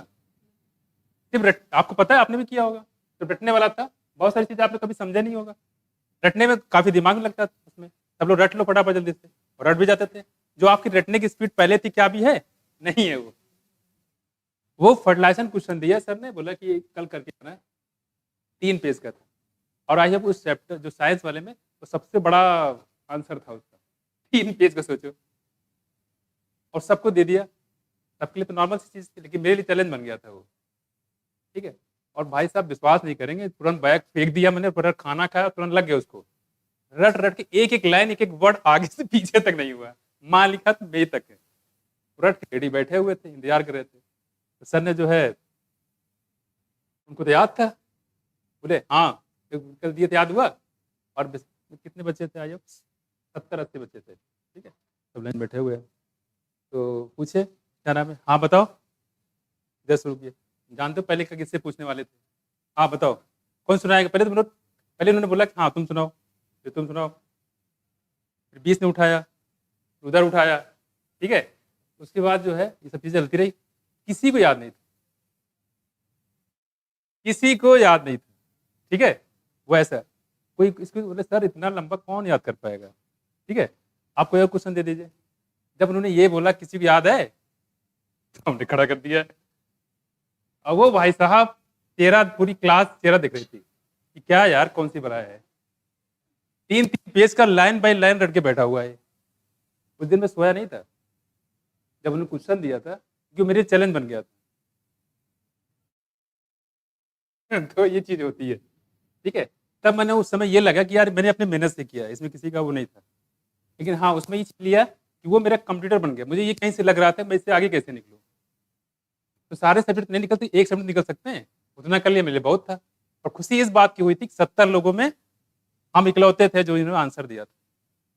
और यकीन मानो वो जो पहला दिन था, वैसे पढ़ तो रहे थे हम, करीब मुझे लग रहा 6-7 महीने गुजर गए थे, और टीचर को मेरा नाम तक पता नहीं था। और ये क्वेश्चन जो है इस क्वेश्चन ने पूरा मतलब पूरा इंट्रो करवा दिया। उसके बाद जब वहां पे जब मैंने सब पूरा बता दिया, और सब लोग देख रहे हो, लंबा चौड़ा 3 पेज से कहाँ खत्म होने वाला था, लग गया शुरू से, ठीक है। और जब उन्होंने पूछा कि भाई, तब उन्होंने पहली बार मेरे बारे में पूछा, इंट्रो लिया, भाई कहाँ से आते हो, तब उनको पहले गाँव का, मामा का, पूरा उन्होंने पूरा खानदान पूछा, ठीक है। ये होता है, मैं कुछ, इसलिए घबराना नहीं चाहिए। आप जहाँ भी जिस लेवल पे हो, आप वहाँ देखो कुछ ना कुछ ऐसा चीज़ होगा जिसमें आप परफेक्ट कर सकते हो, ठीक है। और मुझे काफ़ी अच्छा इस बात का लगा सबसे ज़्यादा कि ये किसी को याद नहीं था, मुझे याद था, वो बढ़िया था। खैर देखो, वो क्वेश्चन ही मुझे याद है पूरे तरीके से, ठीक? देखो यहाँ पे, खैर अवॉइड अंडू, तो मैंने ये कहने मतलब है, क्लास में किसी से अपने आप कंपेयर नहीं करना चाहिए। आप कंपेयर करो अपने आप को खुद से, कि आप पहले कैसे थे और आप कैसे हो। उसे जब कंपेयर करोगे तो उसका एक अलग लेवल का होगा। ऐसा है कुछ, खुद से कंपेयर करो, हमेशा अपने आप में इंप्रूवमेंट मिलेगी, ठीक है। देखो, avoid undue peer pressure, every child has is her own choice, हर बच्चे की अपनी चॉइस होती है ना। देखो, एंड पर्सनालिटी, जैसे कुछ बच्चे होते देखा होगा पढ़ाई लिखाई में नहीं होते, डांस करने में बहुत आगे होते हैं, ठीक है, क्रिकेट में बहुत ज्यादा होते हैं, स्पोर्ट में ज्यादा होते हैं, ठीक है। तो कुछ बच्चे का अलग, कुछ बच्चे का अलग, अपना अपना एक वो होता है। खैर वही करें यहाँ पे, which should be respected and nurture, मतलब ये है, जिस बच्चे का जो भी क्वालिटी है उसको क्या करना चाहिए, रिस्पेक्ट करना चाहिए, और साथ साथ उसको मोटिवेट करना चाहिए, उसकी मतलब रिस्पेक्ट करना चाहिए। यहाँ देखो, एंड नर्चर, उसकी सराहना करनी चाहिए, हाँ गुड। ये नहीं किसी पढ़ाई लिखाई में कमजोर हो गया तो उसको आपने बिल्कुल गधे हो, तुम कुछ नहीं कर पाओगे लाइफ, ये कभी नहीं करना चाहिए, उसे बताएगा। देखो, बच्चे ऐसे ही जाते हैं, प्रेशर में जाएंगे, कहीं लोग कह रहे हैं पी लो, कोई बहुत सारे दोस्त भी ऐसे रहते हैं, अबे छोड़ यार, लिपि एक बाइक मार, छोड़ो तो, है ना। तो ऐसे यहाँ पे बच्चे चले जाते हैं। देखो यहाँ पे, nurture, a child should not be pushed, ठीक है, unduly to perform beyond his her threshold limit, मतलब ये कहने मतलब इसे बताया कि हर बच्चे की अपनी परफॉर्मेंस होती है, अपना एक उसकी लिमिट होती है। हो सकता है एक बच्चा जो है कुछ क्वेश्चन कर सकता है, दूसरा बच्चा नहीं कर सकता है, अलग अलग प्रेशर को बिल्डअप करने की। जैसे कोई चीज बोल दिया तो बच्चे अलग अलग टाइप से लेते हैं उसको। जैसे कुछ बच्चा उसके, जैसे मेरे लिए क्वेश्चन क्या बन गया था, चैलेंज, बाइक नॉर्मल सी चीज थी। तो ये क्वेश्चन और बर्डन हर बच्चे के हिसाब से अलग होती है, तो लिमिट बच्चों की अलग अलग होती है, तो हर बच्चे की अपनी एक लिमिट होती है। यहाँ देखो, B it studies, sports and other activities, हो सकता है कोई स्पोर्ट में आगे हो, ठीक है, जैसे वो श्रेया, क्या नाम है, देखो पढ़ने में डाउट अच्छी है, मैंने उसका डांस देखा, अच्छा डांस कर रही थी। कई बच्चे, सारे अच्छे बच्चे मैंने देखे, तो हमें तो अंदाजा भी नहीं था, हमें तो लग रहा कि क्या करते होंगे लोग। हम ये देख रहे थे बच्चे खाए किस चीज में आगे, तो उस दिन मुझे पता लगा अच्छा ये लोग अच्छा अच्छा कर रहे थे। यहाँ देखो, कह रहे यहाँ पे सगुन और दोनों लोगों ने अच्छा डांस किया, देखो यहाँ पे कह रहे, वही कहने मतलब कि हर बच्चे की अपनी पर्सनालिटी होती है, कोई किसी में आगे, कोई किसी में आगे, तो सबका अपना रिस्पेक्ट करना चाहिए। ये नहीं कि सबको पढ़ाई से जोड़ के नहीं देखना चाहिए। पहला क्या हुआ, अवॉइड अनड्यू पीयर, समझ गए, अपने सहपाठी का, क्लासमेट का, बैचमेट का जो प्रेशर होता है उससे अवॉइड करना चाहिए। देखो,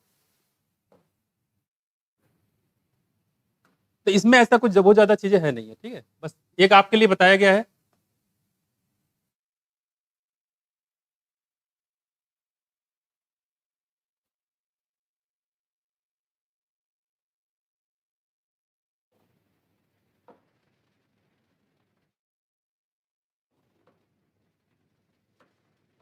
देखो क्या, देखो, एजुकेशन एंड काउंसलिंग,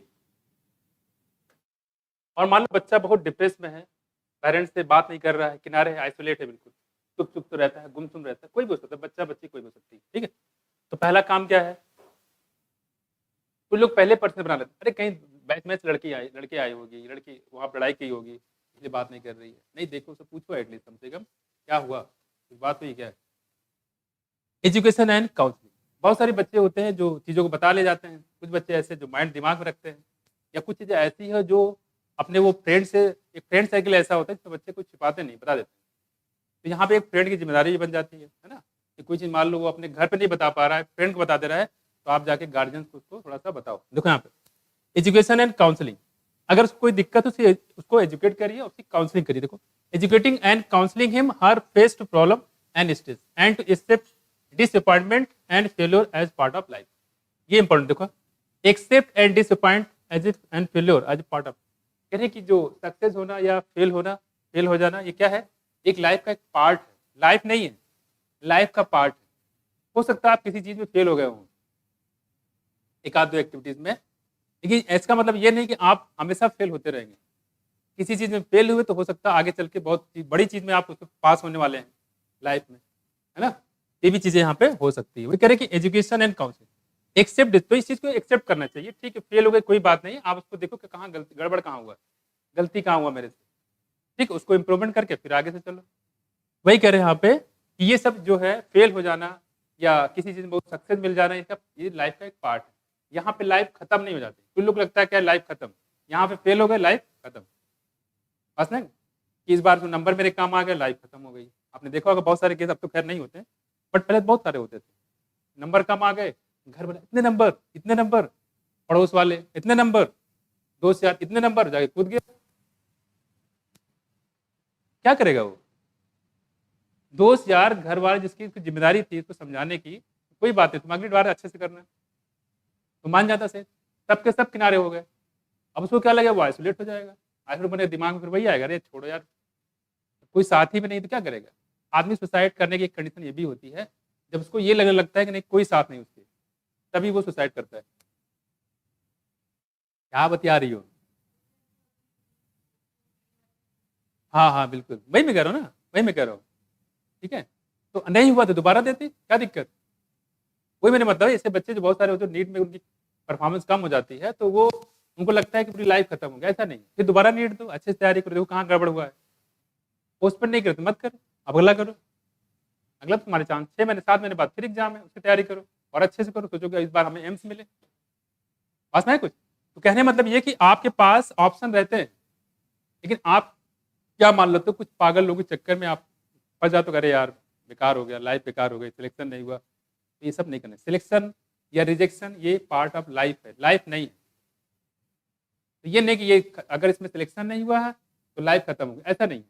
अगला चांस आपके पास है, उसमें तैयारी करो, फिर अच्छा से निकालो, बढ़िया रैंक से निकालो। यहाँ देखो कह रहे accept and disappointment and failure as a part of life, it would also be worthwhile to channelize the child energy into healthy pursuit like sport reading।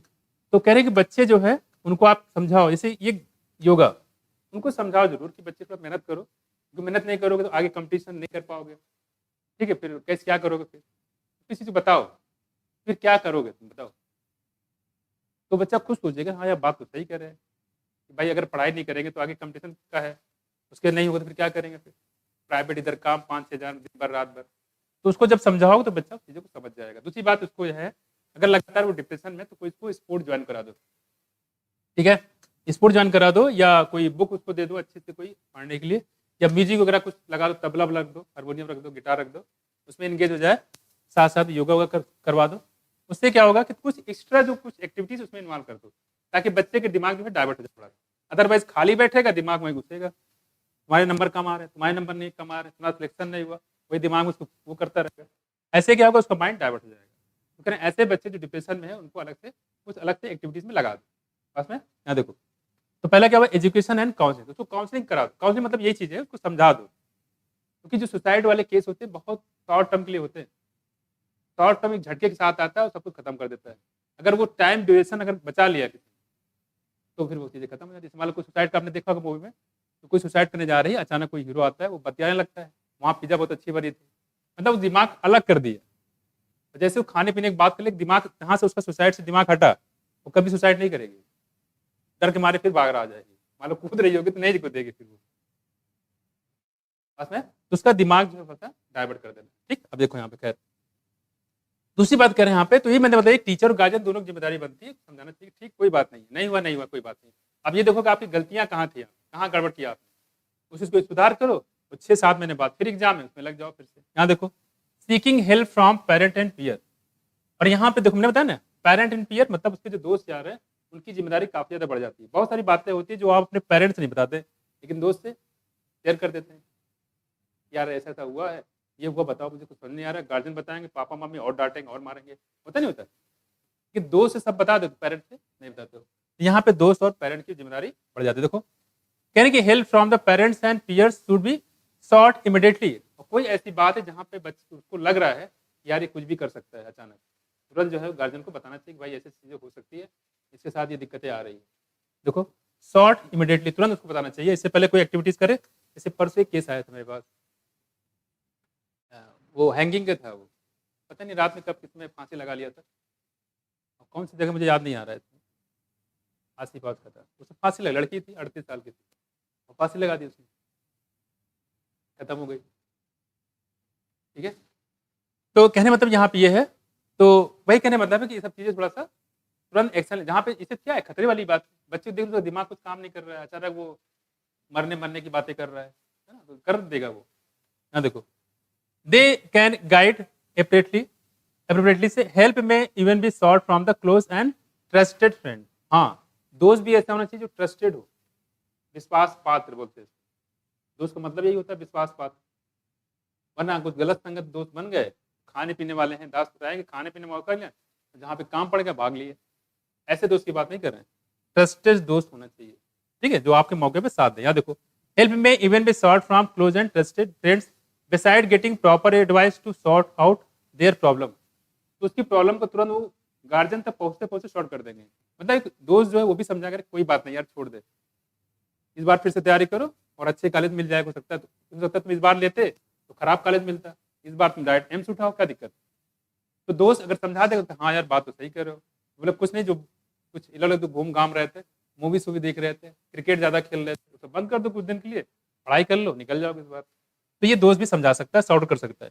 Guide appropriately help may even be sought from the close and trusted friend beside getting proper advice to sort out their problem. This would help young to vent their feeling of anxiety and, उससे क्या होता है वो अपने आप को दोष देना और एंजाइटी से बच जाएगा। उसमें तो क्या बताया हमने, सीकिंग हेल्प फ्रॉम, सीकिंग मतलब खोजना, जो पर्सन होता है वो अपने पेरेंट्स से या उसके जो सहपाठी होते दोस्त यार होते हैं उससे हेल्प चाहता है, वो कि लोग उसको सपोर्ट करे, हेल्प करे उसकी, लेकिन उस समय भी ये लोग अगर नहीं रहे तो एक ही चीज जाता है, फिर सुसाइड करेगा वो।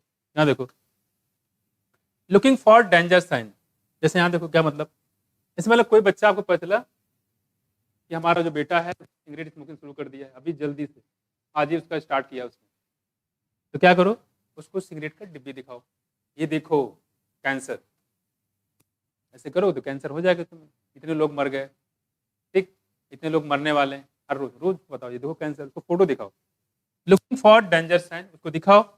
Alter alert, parents and teacher need to look for and identify the danger sign discussed above.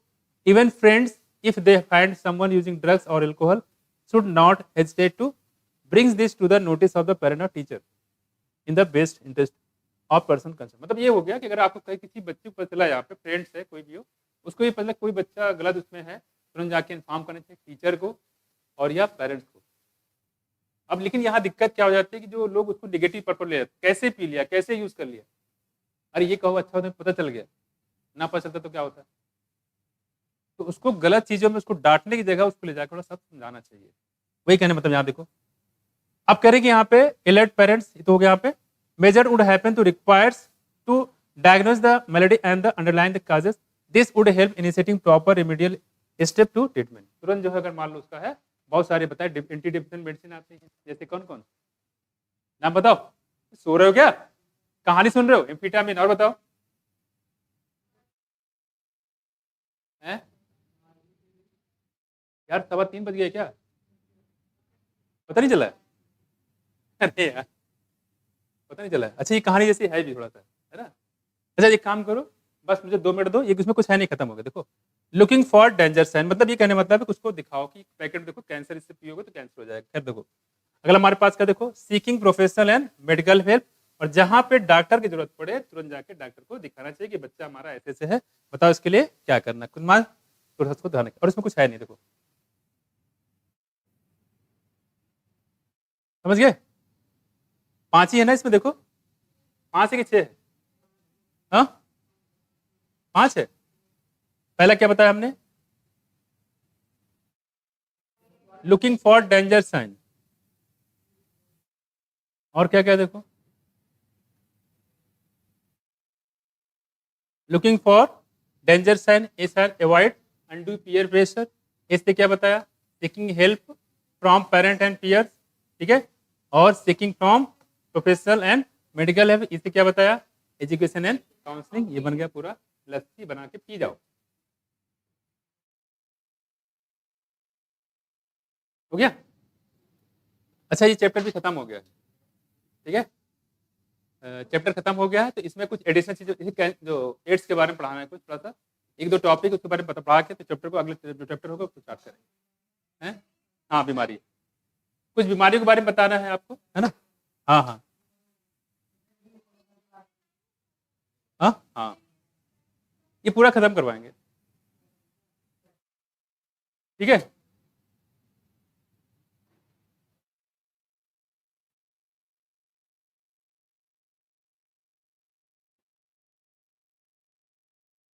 मुरली मुरली मुरली,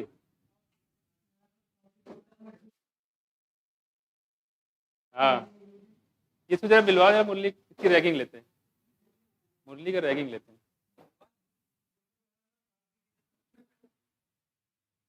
रुको रुको, ओके, थैंक्स लिख दो, थैंक्स एवरीवन।